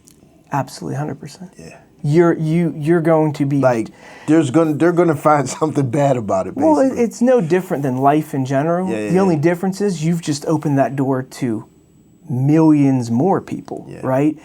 And some people aren't good at receiving that, and they don't have thick enough skin. And if you get bothered by small things, maybe a friend said something about you and that bothered you or really upset you, and you cut that friend, that world might not be for you. Because right now you might have 2,000 friends or acquaintances on there and you're okay, but there might be a point where you hit a certain number, whatever it may be for you, and now you're exposed. Yeah. You're fully exposed out there for everybody. And like they say, whatever's on the internet is on the internet forever. Anything I've posted on my social media can have been screenshotted, screen recorded, saved, those kind of things, and they could edit it if they wanted to. And I put myself out there. And I put myself out there in hopes of good return. That people want to enjoy what I'm doing.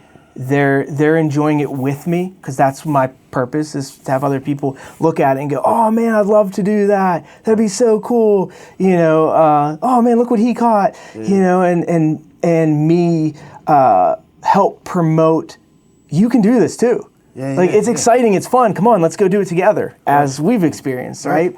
So that's my whole purpose, is to have fun with it and enjoy it as best as I can. And there's somebody in the fly fishing world who is a pretty big name, has a couple books out and things like that. And I talked to him at a fly fishing event, and I asked him, about that topic of people.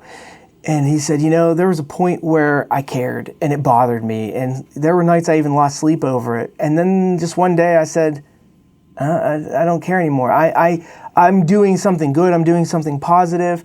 I know I'm providing something helpful and useful. And if that is how they feel, then let it be on them. I can't own that for them anymore. And he said ever since then, it's been much easier. And I took that and held that with me. Clearly, it's been over, I think, a year now since we've had that conversation. And that's how I approach it. It's such a better, healthy way to approach things. So dope. I think that covers everything I was supposed to ask you. It's just about our time. Sounds good. Thank you very much for coming, my friend. Absolutely. Anytime. Man, y'all know what it is. It's a play cousin right here. Darin, DJ Davis, Trout Monkey. I'm Kalaj Dame. Thank you very much. See y'all next time.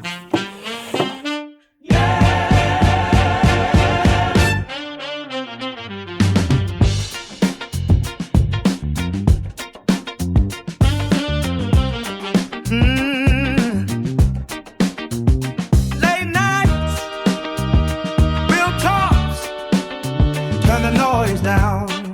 Welcome to Kalaj Dame. City lights, long days, heavy on the mind. Everybody talking, but they never take the time. Truth in my chest, I don't sugarcoat pain.